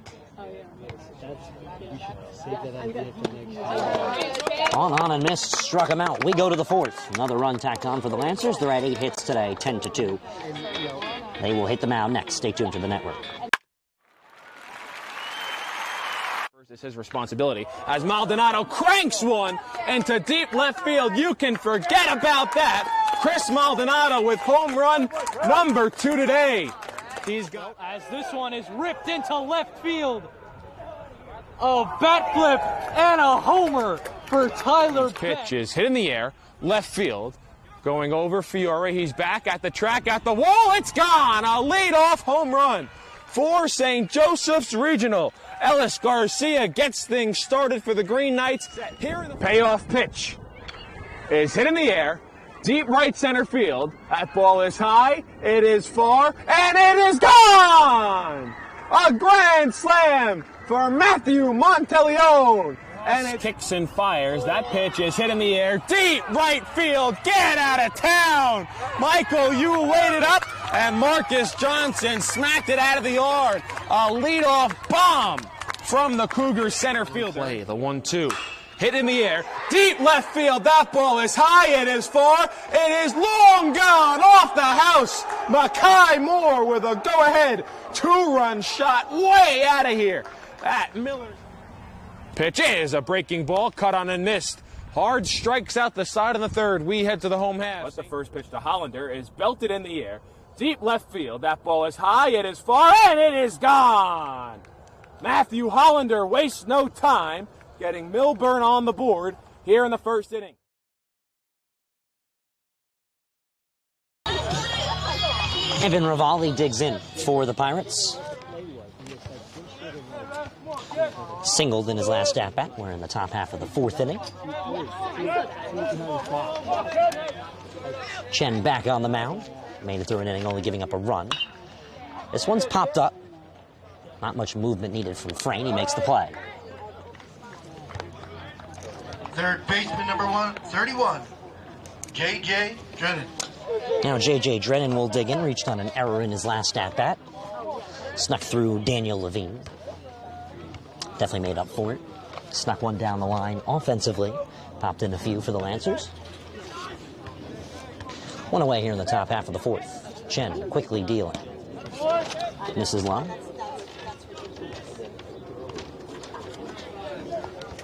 Count is 1-0.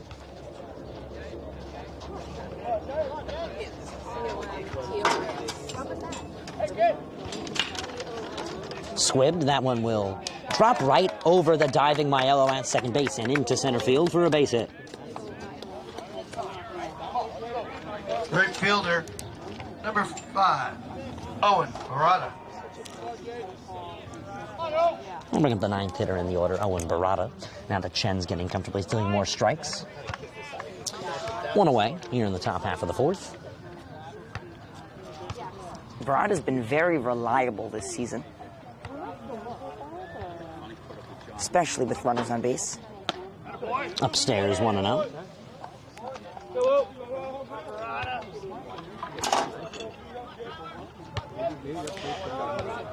On deck, Michael Bervetti.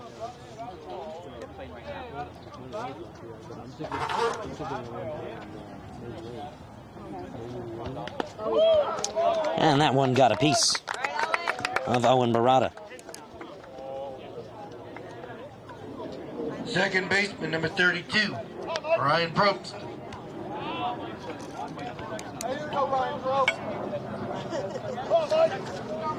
Ryan Probst announces the hitter. It's actually Michael Bervetti digging in. Bervetti wears number 11. 2 for 2 on the day. Chen will face him with runners on first and second. Probst on deck. 10-2 Lancers here in the top half of the 4th inning.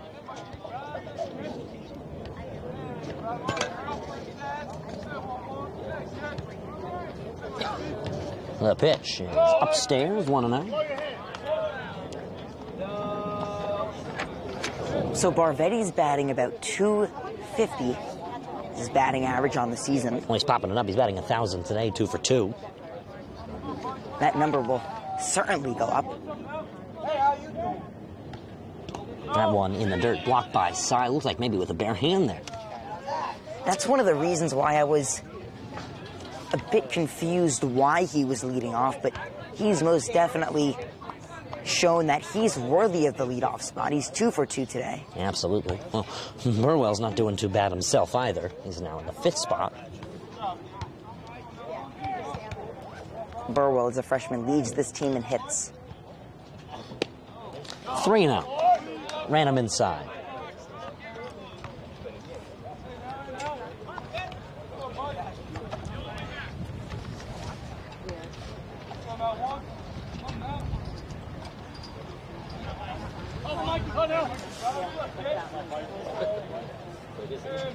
Long-awaited pitch now coming from Chen. 3-1. In there for a strike. Chen getting quite comfortable on the mound now.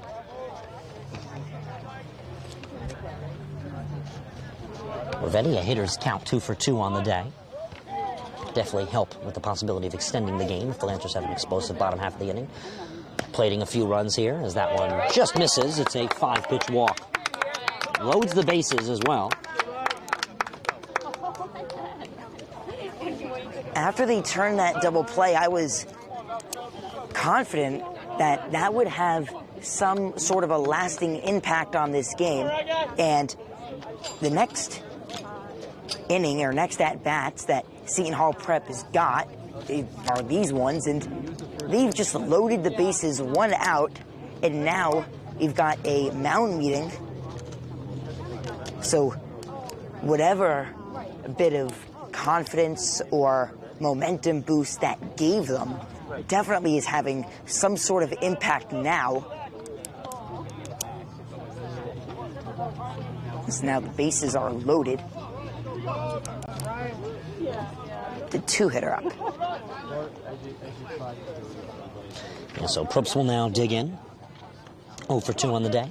2 flyouts to first base to begin the day, and last inning he flew out in right field to frame.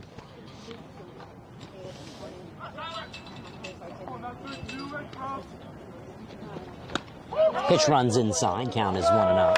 Actually, they're going to say I got a piece of him. That'll bring in a run. That'll go down as an RBI for him. Now it looks like we're having another mound meeting. I'm assuming they're going to bring in a new pitcher. So, yep, that's exactly what they're going to do.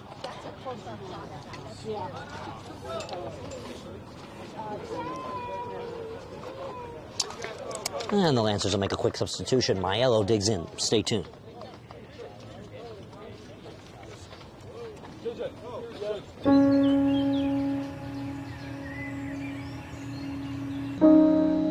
This high school gym used to be packed most nights. Not anymore. Do you know why? Because bad behavior by fans, especially adults, has caused a shortage of game officials across the country. You see, without officials, we can't have sports. Don't let this become reality. It's time for a change. Let's bench bad behavior for good.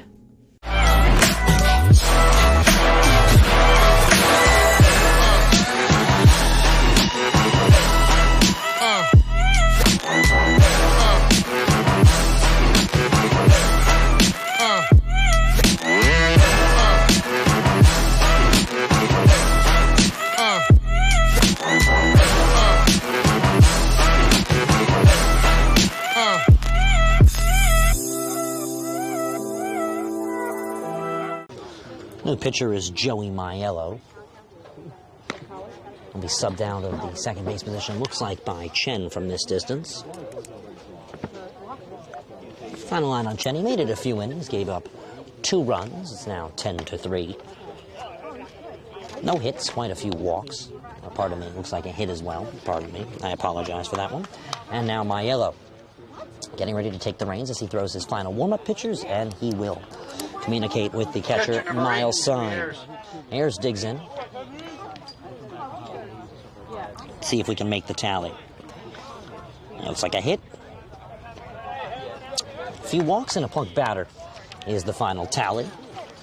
10-3, Livingston over Seton Hall Prep. So it's Ayers.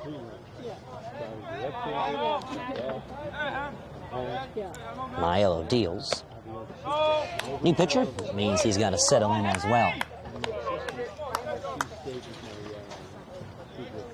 It's always one of the issues with changing pitchers in the middle of an inning. This one popped up in foul territory. Levine calls everyone off and makes the play. 2 away. Pirates now in danger of stranding 3 runners on base. Number 27, Elijah Foster. So now it's Elijah Foster coming to the plate for the Pirates.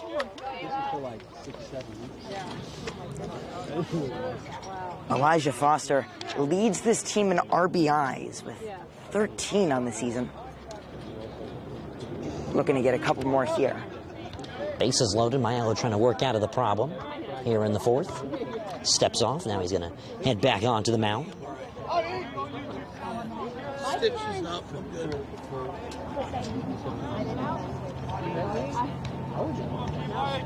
And he will deal. Up high. Count is 1-0.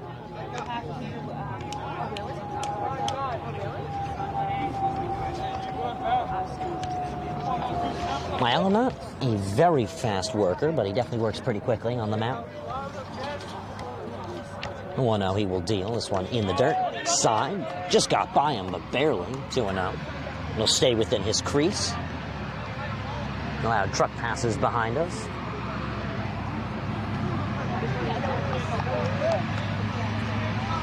So the count is 2-0 to the designated hitter. In there for a strike. The count is 2-1.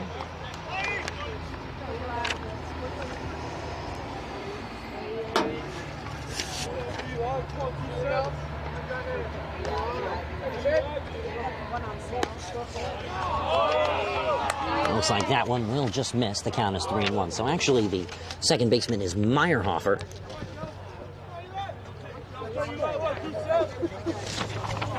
For the Lancers, he's at second. Count is 3-1, the pitch. Called low strike. Count is now full. Definitely not the quickest moving game we've called, as it's at. No, most definitely not. Seems like both teams obviously want to win, and they're going to extend the game and try and do that. Obviously, the Lancers lead by a touchdown. The score is 10-3. Almost seems like Montclair. Runners go, and that one misses its high. It'll walk in a run. Now Seton Hall just down by 6. First baseman, number 17, Jordan Burwell.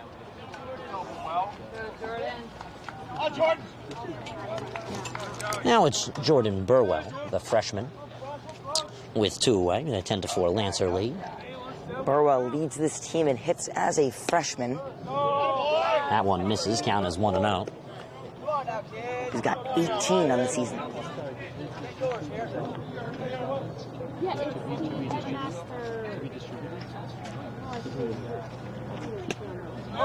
2-0.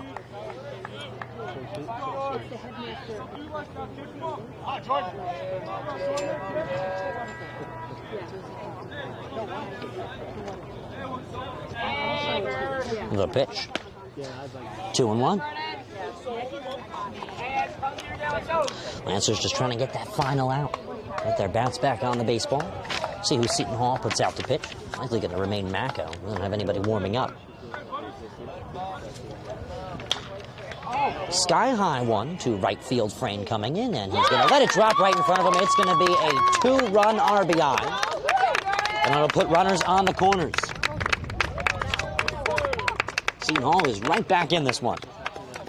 So now make that Burwell's 21st hit on the season.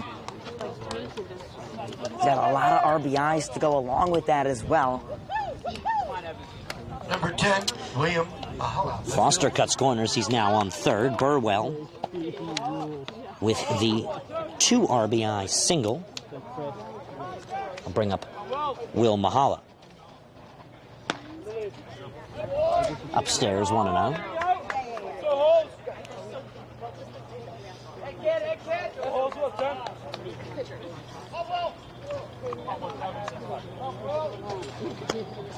That one misses. Count is 2-0.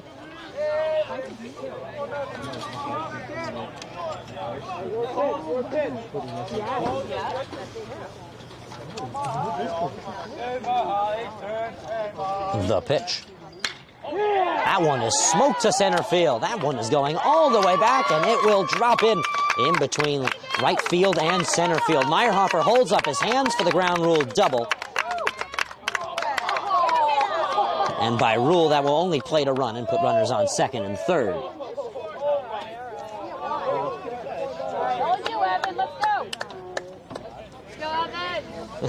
So the Lancers on rule just bailed him out there, huh?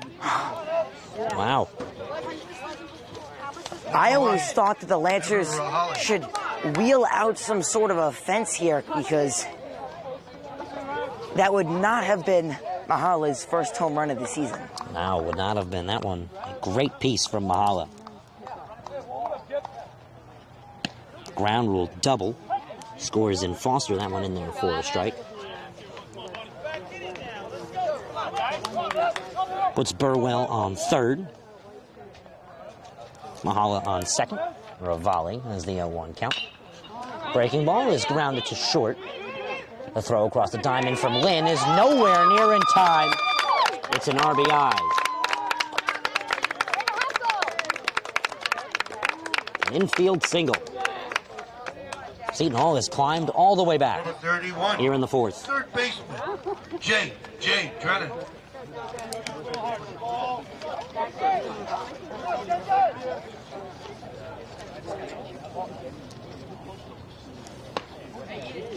Call that an infield single. Just like that, Seton Hall Prep is now only trailing by 2. Felt like 5 minutes ago I said they were trailing by a touchdown. Now it's only 2. Quite a different scenario from earlier. 2-0 now. That was just a 2-point conversion. Yeah, the tying run is off of first base.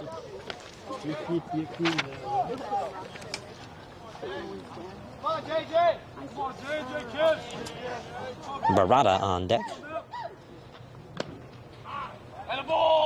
Time is called. Looks like that one got a piece of Drennan.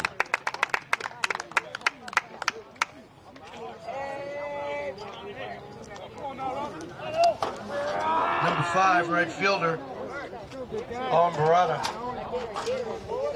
Owen Barada digs in. And time is called. Coach Ennis will come out. Looks like we will see a new pitcher on the mound. Stay tuned. All right, team, listen up. You all have been missing way too many plays. And it's time to make some changes, effective immediately. You'll all be joining my team, the NFHS Network. If it happens in high school, we got it covered. We've got your favorite high school sports wherever you want them, whenever you want them. Streaming live or on demand. Plus, with a few well-executed moves here, here, and here, you can find and follow your favorite school or team. But what if I... Hey, hey, hey! There is no I in the word team, but there is in the word clip, which is what you can do with our new clip and share tool. Watch the game, clip the moment, share it with all of your fans. It's simple, people. When you're teamed up with the NFHS Network, there's no excuse to miss another play. Now you get out there and you watch some sports. Your high school, your team, your game, streaming live only on the NFHS Network. Who's gonna slap that hand? Max Perry is on the mound as we welcome you back. And you have practice, right? Digging in now for Seton Hall is Owen Barada. The bases are loaded. This is the Pirates' opportunity to take the lead, and it comes from the 9-hitter Owen Barada. Max Perry stands tall on the mound.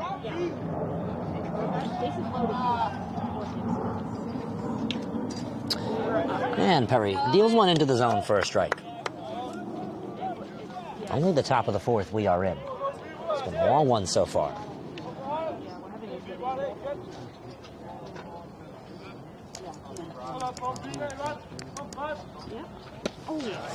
Breaking ball, 0-2. Barada chased it, but far out of the reach of a possible mercy rule.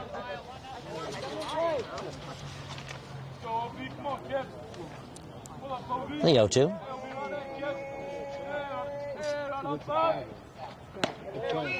1-2, just missed the zone.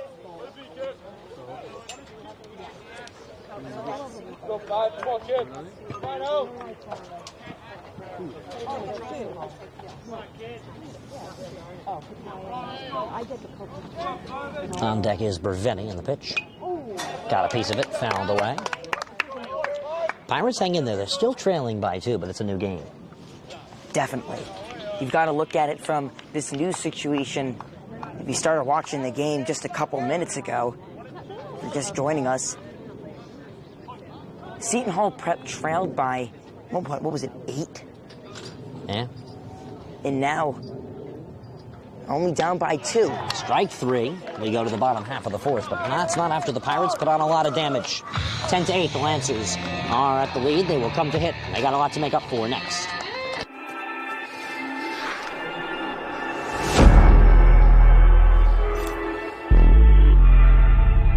Yeah. They hate when you elevate. The second of losses, I'm handing them out. Yeah, I had to go delegate.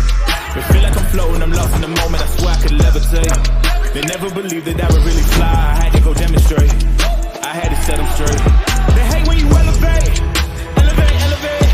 They hate when you elevate. Yeah. I had to elevate. I'm way too fly. Yeah, I'm feeling.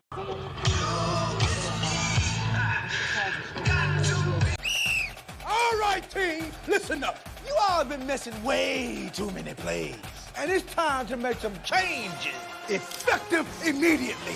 You'll all be joining my team, the NFHS Network. If it happens in high school, we got it covered. We've got your favorite high school sports wherever you want them, whenever you want them. Streaming live or on demand. Plus, with a few well-executed moves here, here, and here, you can find and follow your favorite school or team. But what if I... Hey, hey, hey! There is no I in the word team, but there is in the word clip, which is what you can do with our new clip and share tool. Watch the game, clip the moment, share it with all of your fans. It's simple, people.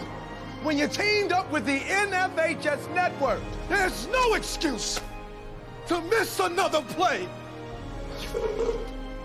Now you get out there and you watch some sport. 1%. I got one girl.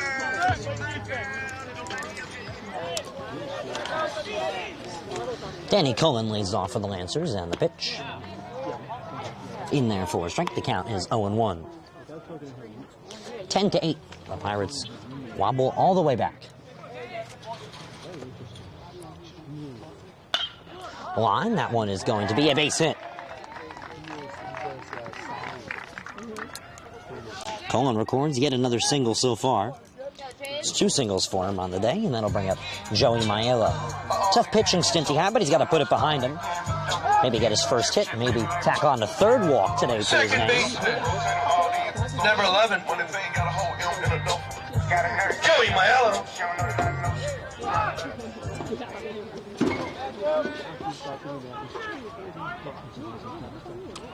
Bunt shown, bunt pulled back. Mitch. Count is 1-0.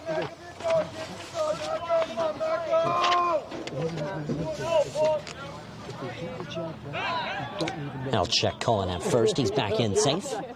That's how the conversation started, right? They're kind of like, Count is 1-0. Maiella fouls this bunt away. Count is 1-1.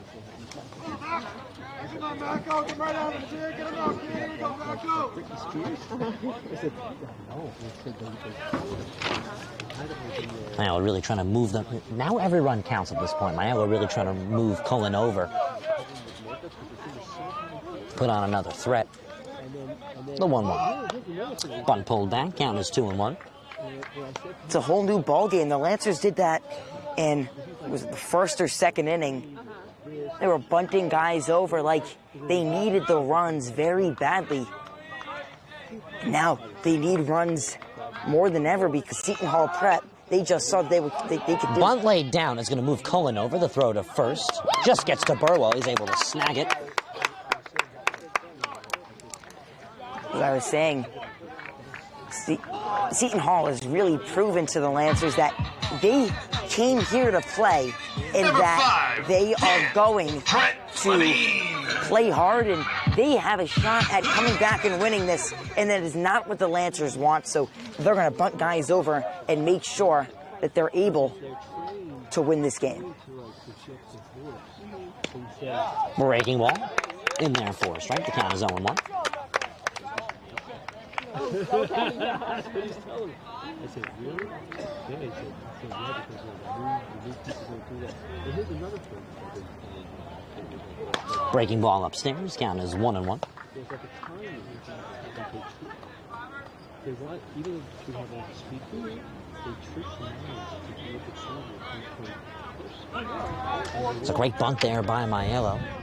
Puts Cullen in scoring position. As this one is going to loop right over the 3rd baseman. It's going to be a base hit. Cullen will be held at 3rd. Levine will be left at 1st. Now runners on the corners with 1 away. Been quite the day for hits. Center fielder number 1, Julian Schultz.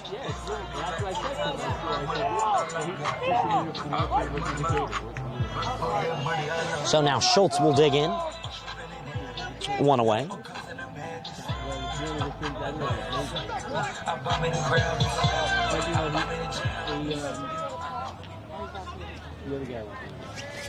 He also said that that one misses. Count is 1-0.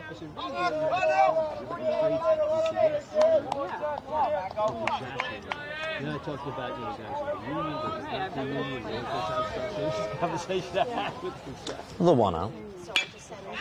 Grounded to 2nd. Bobbled. No play. That'll score a run for the Lancers.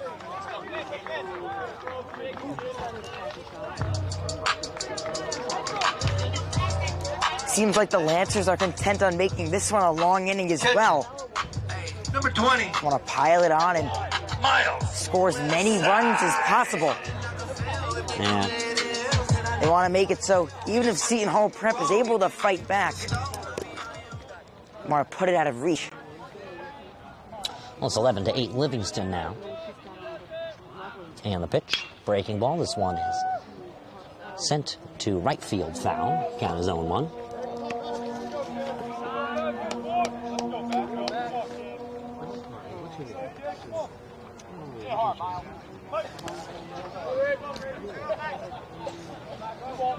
Count is 0-1.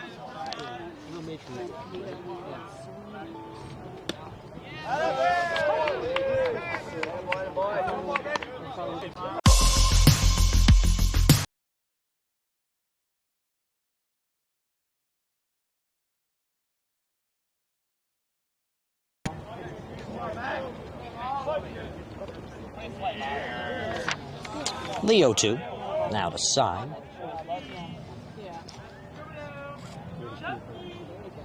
Levine a shifty lead as side is over that one.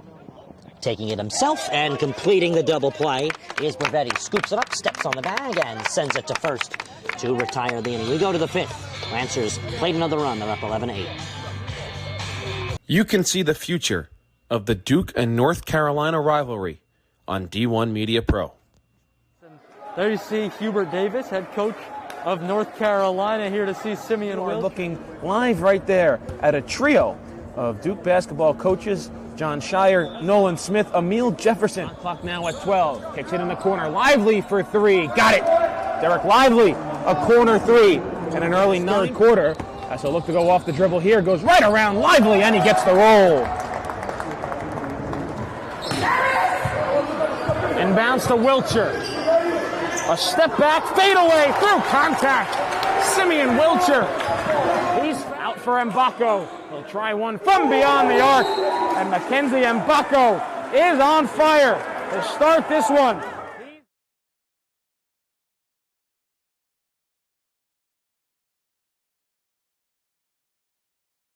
You can see the future of the Duke and North Carolina rivalry on D1 Media Pro.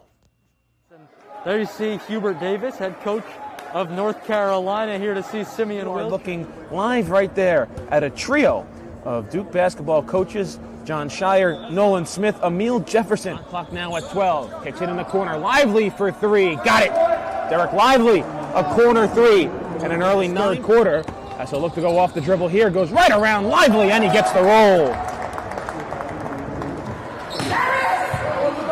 Inbounds to Wilcher.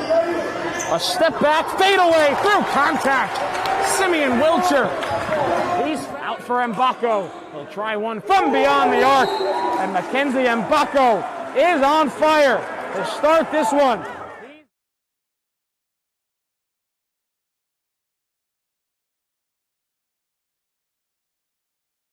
You can see the future.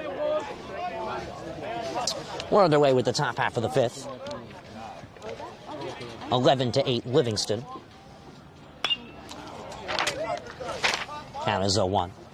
Fouled away.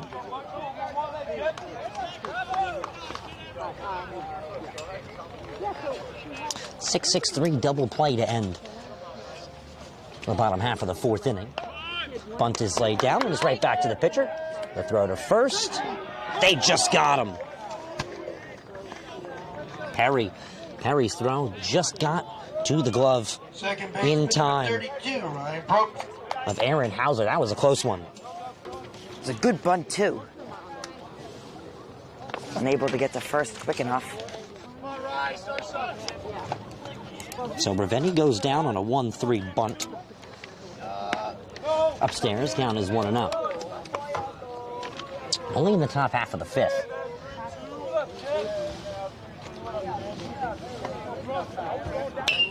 This one's popped up. Squeezing foul, it'll go foul. Count 1-1. I think we're due for a couple quick innings. What do you think, Mr. Zweibel? I agree with you.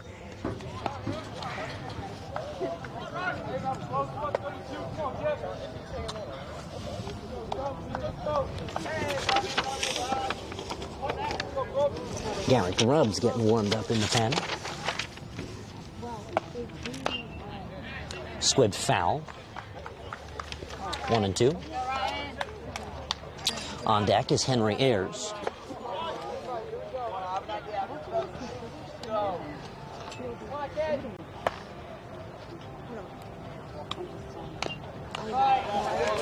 Fouled. 1-2. Getting a little lucky with the wind, aren't we? It's supposed to be a very windy day, holding up. Not too cold either, or not too hot, we should say. Now we're in mid to late May, May 17th it is. The 1-2. Strike three, hit the outside corner. Catcher number 8, Henry Ayers. Probst goes down looking. That'll bring up Henry Ayers. So 2 away. Wow, we're really due for a 1-2-3 inning. We'll see if that comes up here. From either side really deserves it off defensively, pardon. That one in there for a strike. Looks like Perry might be the first pitcher to actually consistently keep rhythm. Although I do think that DePaula did a pretty good job, just was taken out very early. Count is 1-1. Yeah, maybe trying to save De Palma's arm. Obviously, Coach Ennis could not have anticipated that many runs given up by the relief squad. The 1-1. He went around, says the umpire out there. A lot of criticisms from the Pirates fans. What do you think? You think he went around? I just think that the umpire wants to get out of here, honestly. It's been a long game, the 1-2. Ayers chased that one. He's frustrated. Side picks it up on the pass ball. Drop strike three is successful as Hauser holds the bag on a decently wild throw from Side. So we go to the bottom half of the fifth. Wow, a 1-2-3 inning. How lucky were we? That was a quick one. We go to the bottom half. All right, team, listen up. You all have been missing way too many plays. And it's time to make some changes. Effective immediately. You'll all be joining my team, the NFHS Network. If it happens in high school, we got it covered. We've got your favorite high school sports wherever you want them, whenever you want them. Streaming live or on demand. Plus, with a few well-executed moves here, here, and here, you can find and follow your favorite school or team. But what if I... Hey! There is no I in the word team, but there is in the word clip. Which is what you can do with our new Clip and Share tool. Watch the game, clip the moment, share it with all of your fans. It's simple, people. When you're teamed up with the NFHS Network, there's no excuse to miss another play. Now you get out there and you watch some sports. Your high school, your team, your game, streaming live. Only on the NFHS Network. Who's gonna slap that hand? All right, team, listen up. You all have been missing way too many plays. And it's time to make some changes. Effective immediately. You'll all be joining my team, the NFHS Network. If it happens in high school, we got it covered. We've got your favorite high school sports wherever you want them, whenever you want them. Streaming live or on demand. Plus, with a few... Bottom half of the fifth. 11-8 Lancers. Pitch hung high. Freddie Berger still on the mound.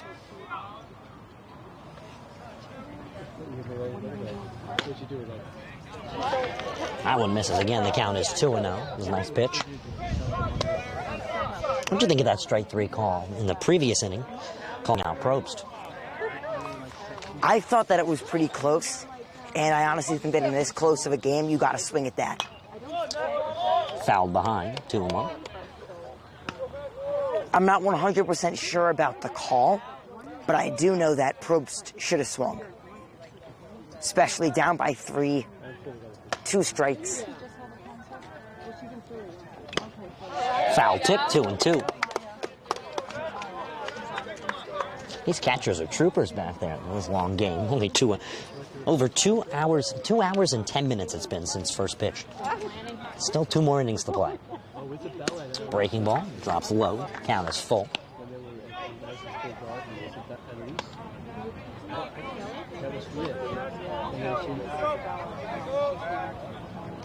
The 3-2.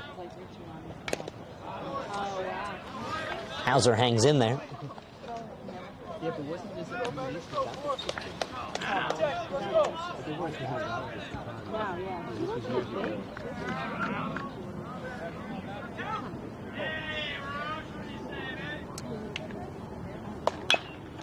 Chop, this one's going to stay fair. Fielded, and the throw to first is in time. A good effort there by Freddie Berger to read the chopper. I think it could have gone foul, but simply a smart play to pick it up. I don't know, it was hanging out on that thick grass. It would have been difficult. Brandon Cooper! Cooper's had quite the line today. Pair of hits to his name. Once again, Grubbs warming up in the Pirates' pen to the left of us. And Cooper takes a first pitch strike. He'll sit on that one. Count is 0-1.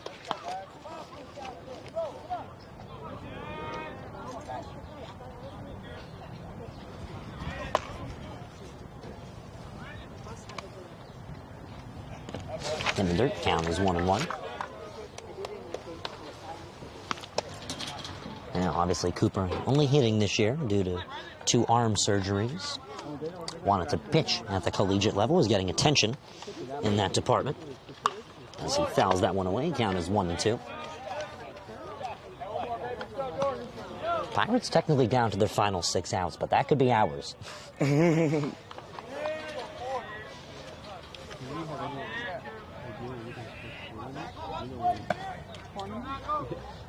1-2.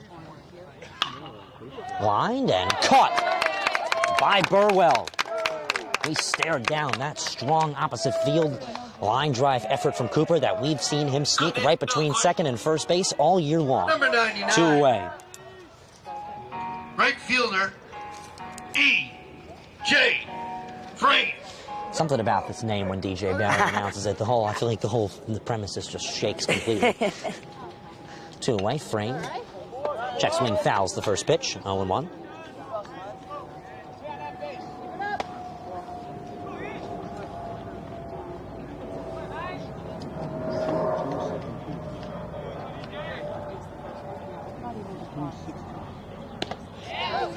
Count now is 0-2. Great breaking ball.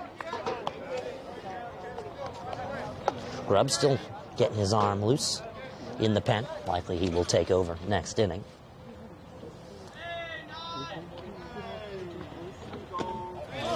Check swing in the dirt, 1-2.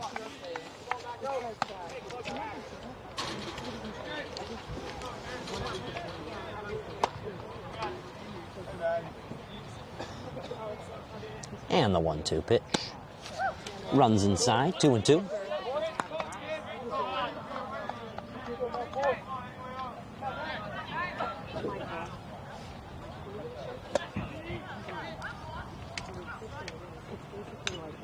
Just got a piece of it fouled. It seems like every at-bat is really exhausted to its longest possible, would you say? Yeah, seems like these pitchers really have to work to put away these batters. The 2-2.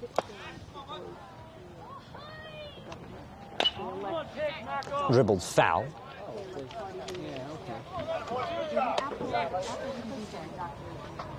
Pitch number 7 of the at-bat now to come.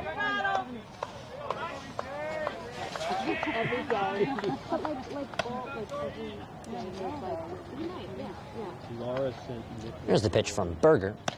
Strike 3, perfectly placed. We go to the 6th. 11-8 Lancers.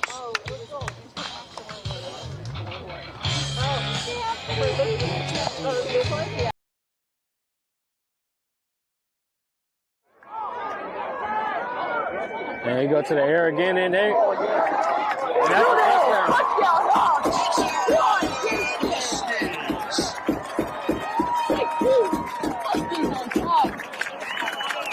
That's order.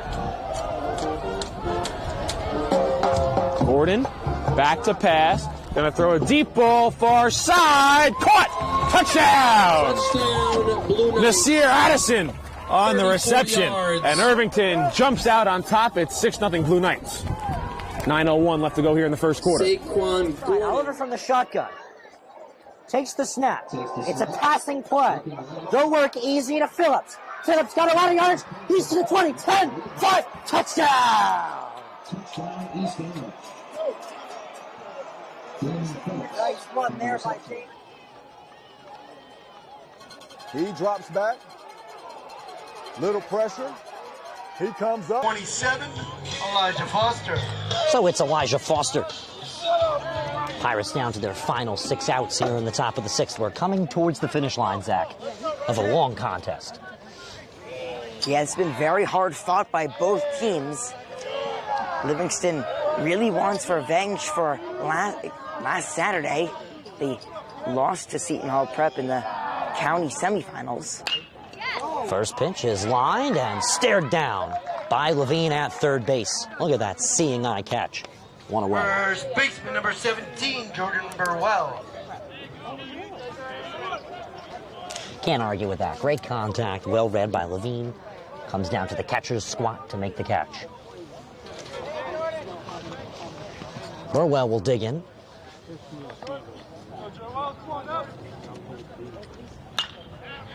Popped up.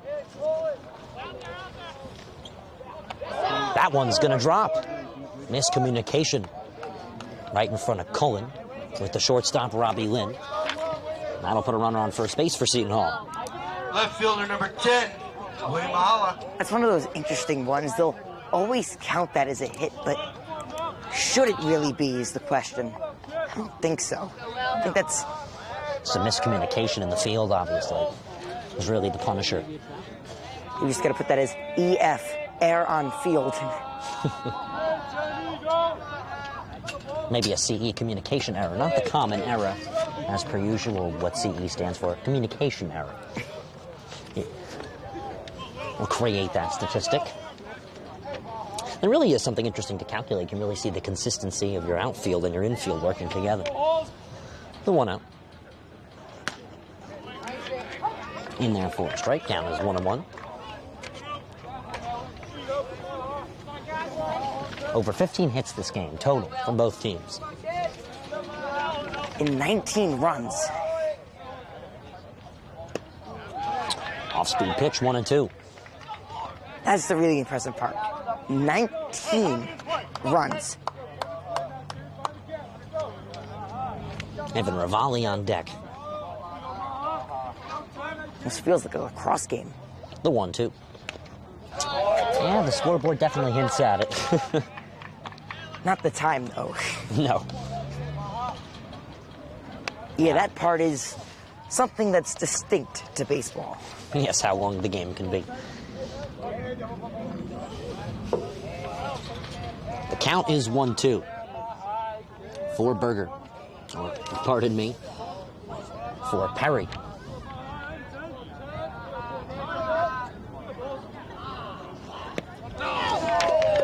Scooped up, 2-2. Evan Ravalli on deck.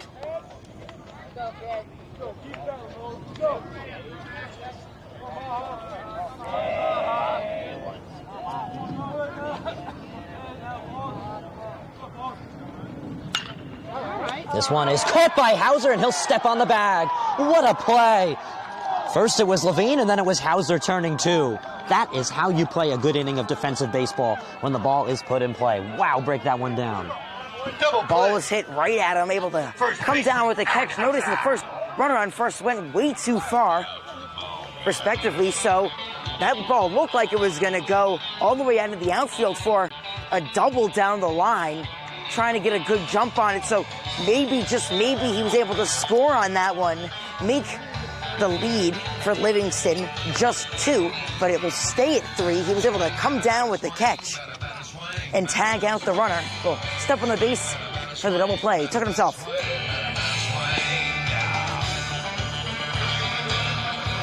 The new pitcher is Garrett Grubbs. Pirates down to their final 3 outs come the next inning. So Lancer lead 11-8. As we are getting ready for just about a full inning's worth of action left to go here on the network. That is, of course, unless something crazy happens. Just like at the CAC, no lights here at Livingston High School's oval baseball field. And do you know what that means, Zach? It could end in a tie? It unfortunately can end in a tie. That is my least favorite part of games played at fields with no lights, is that if they start at 4 o'clock and they're long like this one, where it's 2+ hours and just 5-6 innings done, it can definitely, depending on a tie, end early. Depending on the score, pardon me, end early.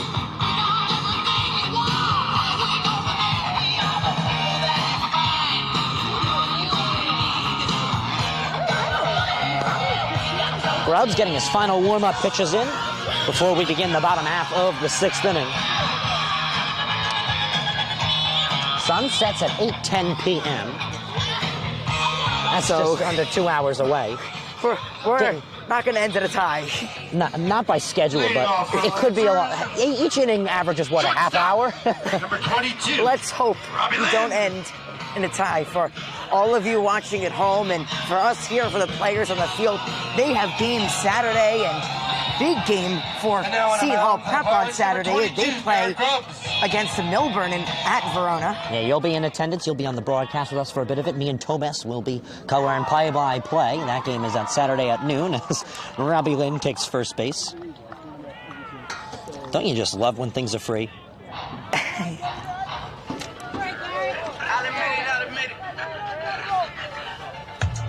So Grubbs' first pitch isn't exactly all he had imagined. Number 21.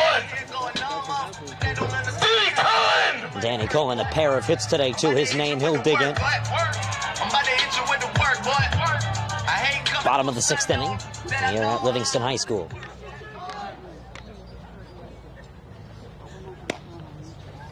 And his second pitch is in there for his first strike in the outing today.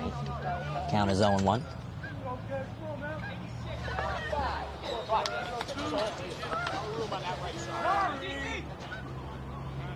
Time is called. No, the 0-1 count. Time is called once again. We're going to see what this is. And the pinch runner is going to take out Robbie Lynn. Assuming we're going to have a defensive substitution as well. Yeah, it looks like Massimo DiPaola now standing on first base. Substitute runner, Massimo DiPaola.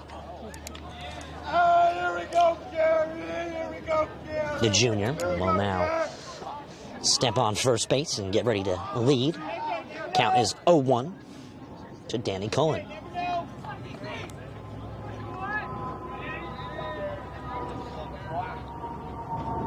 And the pitch.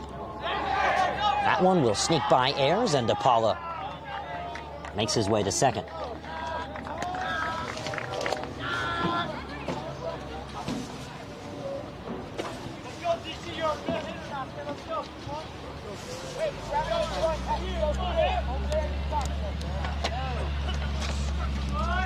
One count to Cullen.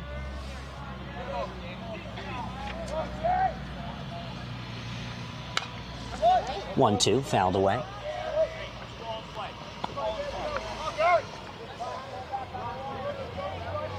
Two hits on the day for Cullen. Coming into this game with not the best statistics. He's coming out of it. Got to be quite happy with what he's produced today offensively.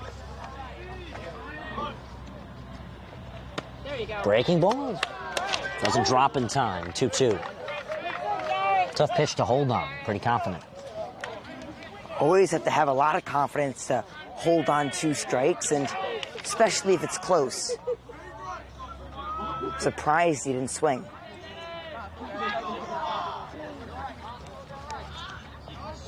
And the 2-2. Upstairs, count is full. Rangers trying to bag in some insurance.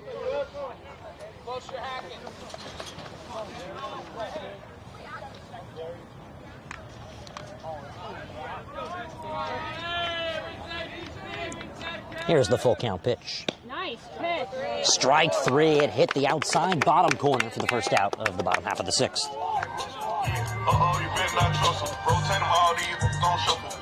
That'll bring up Joey Maiello. Number 11, Joey Maiello. We're 6 1/3 the way through this one.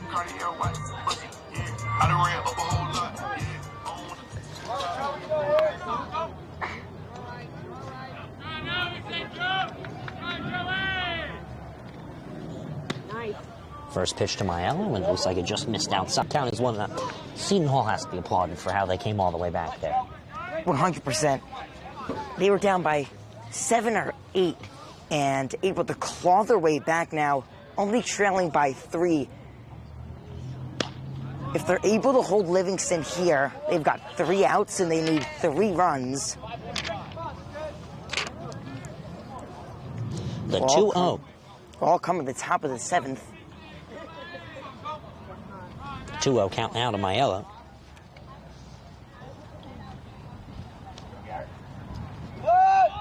Bunt pulled back. It's a 3-0 count.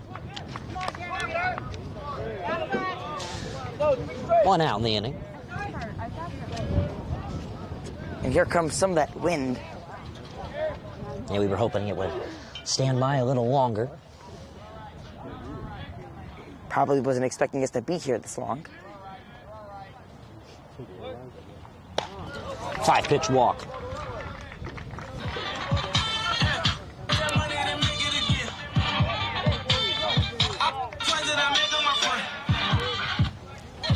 Third baseman, number 5.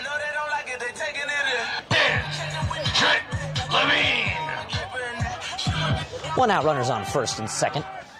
Levine having quite the day offensively and defensively. Recorded the first out of the previous half inning. That one right off of Ayer's glove moves the runners up.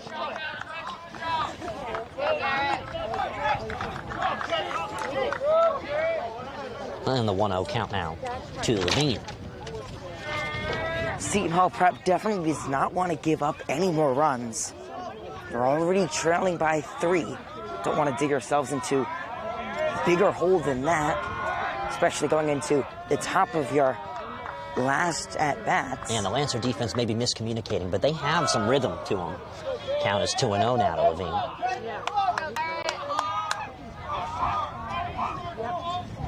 Both coaches going to have to take a hard look back at this one and evaluate what went down today. It's a high-scoring game. Commend the hitting and evaluate some of the pitching and the fielding. Exactly. That's exactly what you got to do. You got to commend the contact made.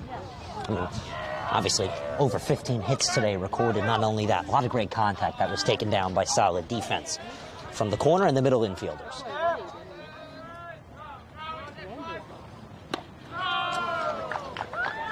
Four-pitch walk. Levine doesn't even take a strike. It's like Merklinger is now warming up in the bullpen.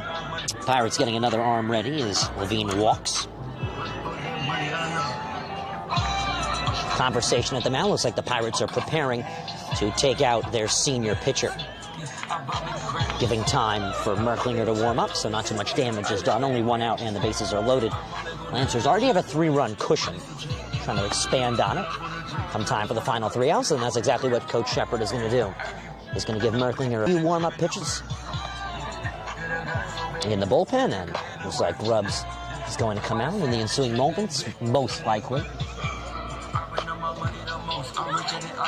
Reminder, Lancers in action against West Essex next. They also have a second game versus St. John Vianney to do this weekend against a Shore Conference opponent that had a great season last year and the year prior.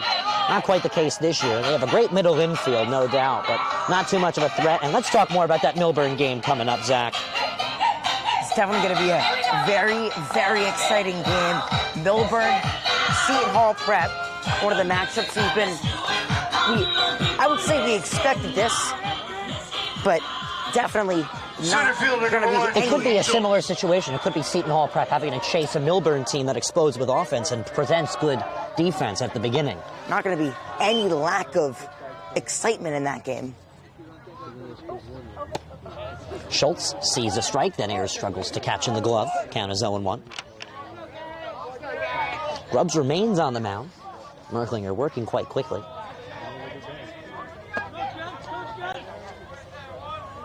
He's now throwing a full pen, the entire 60. 0-1. Schultz hits one foul. Too far for the left fielder. 0-2 count. 2 outs needed to escape the inning. Bottom half of the 6th here on the National Federation of High School Sports.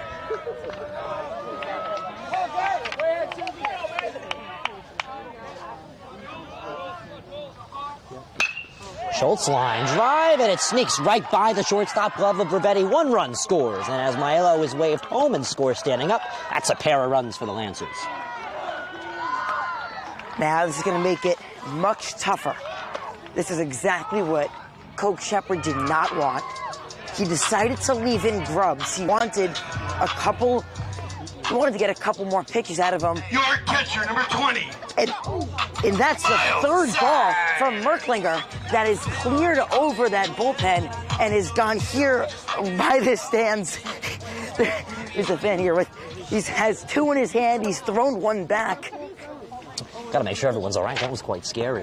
That one misses. Count is 1-0. Now Coach Shepard, I would assume, to be reevaluating his options and there's a 4th. Hey, pitcher! We've got a collection over here. Ah, yes. Having a great game of catch over here. Trying to throw those balls back over to Merklinger. Nothing against you. Did you get that on camera? No? Oh, that would have been so funny. Might be an interesting scenario right there. Can you play-by-play that for us on delay right after this pitch?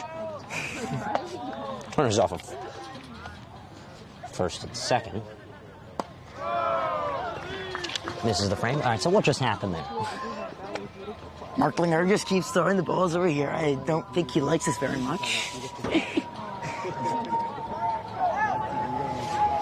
I was going to say, that was a pretty funny sequence. The 2-0. And then he had a fan try and throw the ball back to Merklinger, and that one sailed over his head. Now bases are loaded. Ball 4 and Miles' side, the walk capital of New Jersey, has himself a walk today. Number 2, first baseman, Aaron Hauser. So now it's Hauser's turn to dig in. He's got the lefty shin guard on, and he's ready to dig into the lefty box. 1 away. The double play is on. Infielders are in, and Hauser takes it to the right arm, bringing in a run. We've had pitching problems here. And now, if you think about it, the mercy rule is now in play again. Slightly. You still need 4 more runs. The winning run right now is in the batter's box. Hey, you got it. Yeah, now Cooper's a contact hitter. Granted, a very good one, but it's going to be hard for him to round the bases. Not only that, that ball keeps rolling all the way to the concrete of the sidewalk here on the oval, no matter which sidewalk.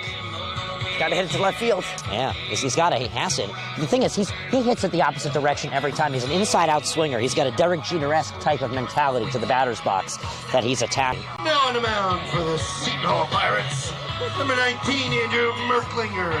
So Merklinger will now get ready.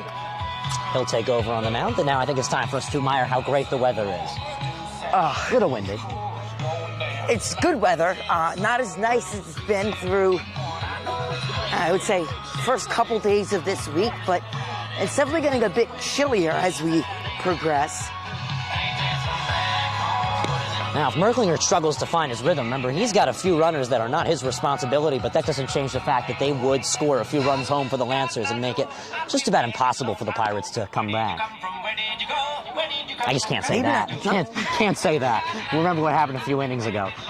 Not easy, not feasible. The only issue now is that with Merklinger, and if he see those 3 runners score, none of them are earned runs from Merklinger, but now you're just 1 run away from losing. Because if you let 1 more run in after these 3, if these 3 were to score, you let 1 more in after that, that's the mercy rule. Yeah, that would walk it off in the 6th. And remember, it's drop-dead-esque kind of rule. So once you hit 10 in your past 5 innings, it ends. And we know whenever you add an esque to the end of a word, it's serious. When you say it's a beautiful evening, it's a picturesque evening, we know it's even better, you know? So that just adds more to your point. So Merklinger wrapping up the warm-up pitches. Thank you for joining us here on the National Federation of High School Sports. If you chose us over the Red Bank Catholic Milburn game, we are honored and proud that you enjoy watching some offense. You have to admit, this has been an exciting game. It's been a roller coaster. I think that this is entertaining. This is exactly what you want to see. Yeah, this is the baseball you want to see. I'm not really fond of pitchers duels as... I am. I disagree. Gets us here, gets us home in an exciting, close fashion. I'm talking about as a viewer. I would think that whenever I'm watching baseball, I like hits. I like high-scoring games. Yeah. I like the action. That's definitely a fair comment. It's hard to argue against that statement. The 1-0. And Cooper sends that one deep to center field. That one is caught. Runners will tag off the catch. That'll bring home Schultz. Side. Or Brady Eric, pinch running for him, that is on third. It's a sacrifice fly for Cooper. J. Crane.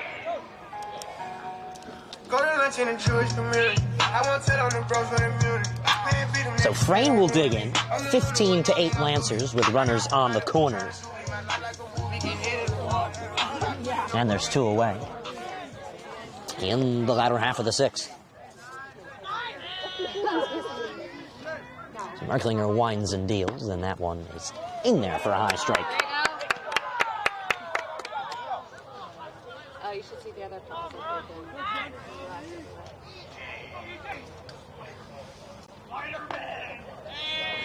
The 0-1. In the dirt, blocked by Ayers standing up. Got to applaud a nice catcher's play. Count is 1-1. An excellent block. He stood up and was able to block it.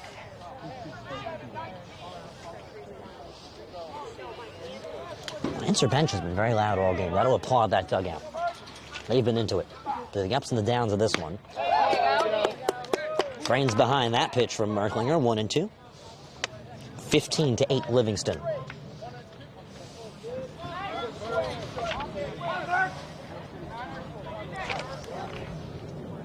And the 1-2. Oh! Just high, 2-2.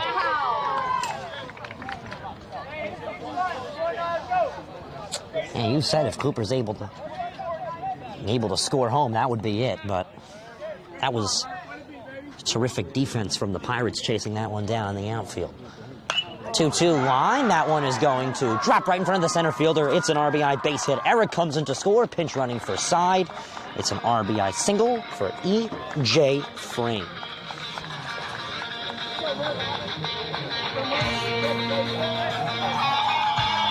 Now the winning run is 270 feet. The 22. Making this the first time the Lancers beat the Pirates in, you say, 10 years? It's been over a decade. It's been before Coach Ennis's tenure. You have to go back into the Schroeder years. That one in there for a strike. The count is 0-1.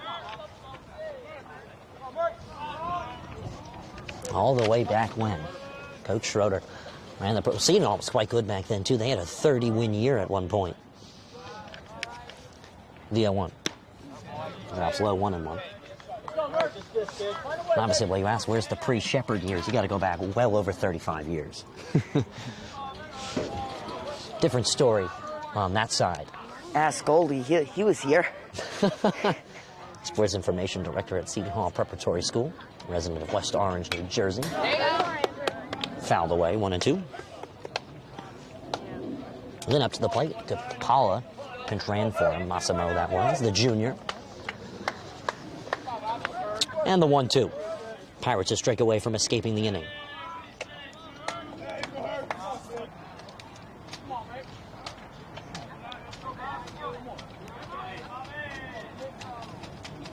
That one got a piece of Lynn to load the bases.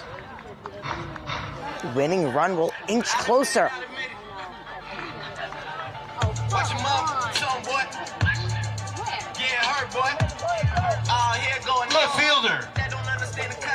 number 21. Winning run is on second. That one might have shook the entire town. You heard that one?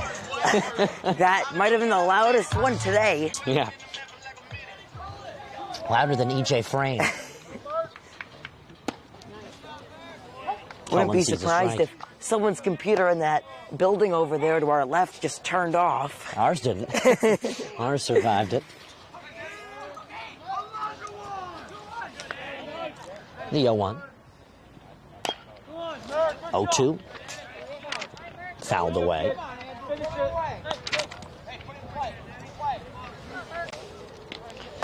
Temperature fallen to 60 degrees. The wind feels under it. So the 0-2. Pirates trying to get their bats back on the baseball, down by 8. Back to the largest lead the Lancers have had today. 1-2 count. Remember, this is not a very lucky number for Livingston today. Last time this happened, the Pirates crawled all the way back. They didn't complete. Last time, they were up by 8. 1-2. That one gets by Ayers. He can't locate it in time as a run crosses the plate. Now the winning run is just 90 feet away. Remember, it's a drop-dead rule, so if he were to score, the game just ends right then and there.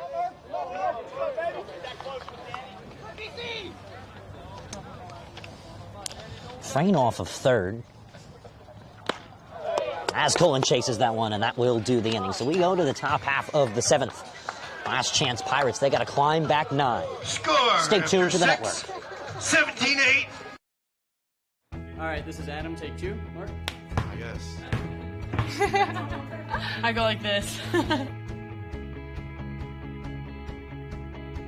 The best part about playing football in Texas has to be the reaction from the community. I want to encourage others to play volleyball or choir because you get to experience new things and do stuff that you've never done before. My reason why is passion. My reason why is pride.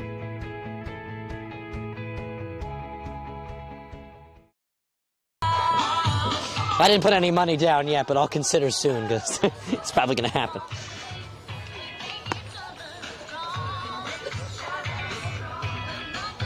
He's going to take it himself for a championship.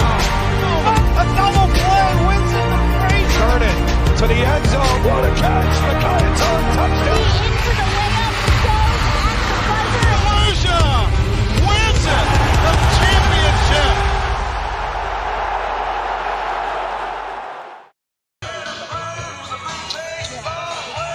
Leading off for Pirates, right center fielder, number 1, Evan Rivali. So Cullen goes down on strikes. Rivali leads off. Keep Perry on the mound, shall we? I mean, he's been pretty consistent. He's really the only pitcher from either team that's really found consistent, comfortable rhythm, would you say? Yeah, he got Livingston out of a could have been a very tough inning for them. They got him out 1-2-3, able to get that double play. Credit to the first baseman. Raval fouls the first one away. So first pitch was just after 4 o'clock, around 2 hours and 40 minutes later. Here we are, the top half of the 7th inning. With baseball, you never know how long it's really going to be. There's no clock. These two teams see each other to the end. It was a 3-hour and 8-minute extra innings game at the CAC in the county semifinals on Saturday. Count is 0-2. Are they shooting for a new record or something? Well, we don't have the lights for that here. 0-2. Slide blocks into the dirt, 1-2. Now that's somebody who needs to go ice his legs after this one. It's been a long one. I've been standing here. Hey, you gotta make sure when you're standing still, seriously, you don't want to lock your legs because that is very dangerous. For a long amount of time, you don't want to lock your legs. You got to keep your legs moving. Someone should have told me earlier. No, don't scare me like that. The 1-2. Strike 3. Side will tag out Rivali, and he'll throw it to Levine. The Lancers will throw it around. They're 2 outs away. Should have ran over to first. That was drop 3. It was. I mean, Ravalli wasn't going to win that race. I was right in front of him picking it up. Still, they're down 9. You got... Final 2 outs the Pirates have. J.J. Drennan will dig in. Thank you for joining us here at the Livingston Oval.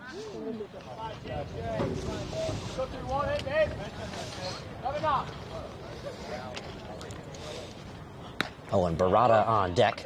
As that one misses, the count is 1-0.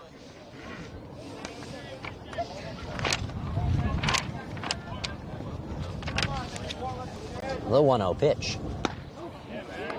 Just upstairs. 2-0. Once again, Barada on deck. And thank you for tuning in here to the National Federation of High School Sports as it's starting to get windy here this evening. The 2-0. 3-0.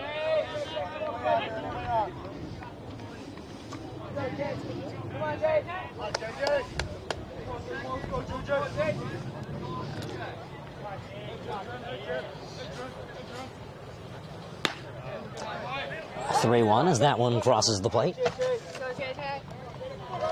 Getting so windy, the shed behind us that holds all the practice gear just knocked. So the 3-1 to Drennan. 3-2. That's a great spot to hit for Perry. Always have to applaud a pitcher when they're able to claw back from a 3-0 to a full count. Very tall task. Full count pitch. Line, that one is a foul ball. All right, kid. Drennan's working himself a great count.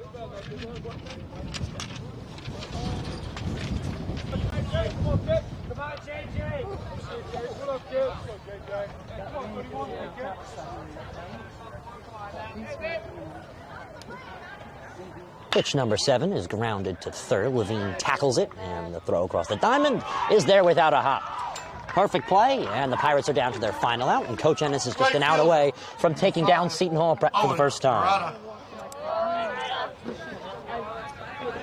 Who would have expected this? Well, we said that earlier. Yeah. And it almost changed again.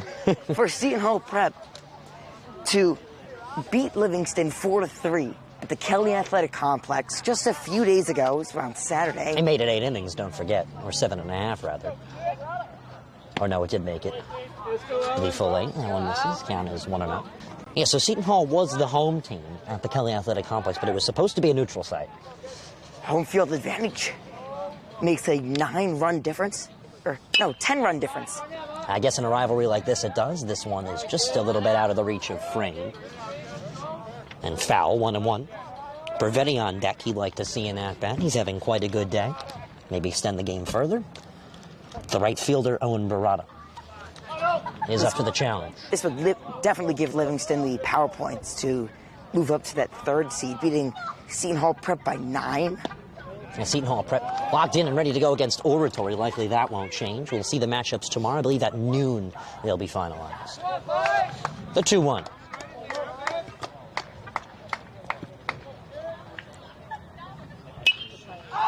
Popped up sky high in foul territory. Hauser going back near the umpire. He loses it, diving and unable to make the play. Ismailo, and we play on.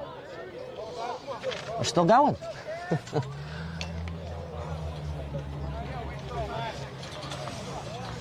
Looks like maybe if Hauser turned a little earlier, you might have been able to see that one.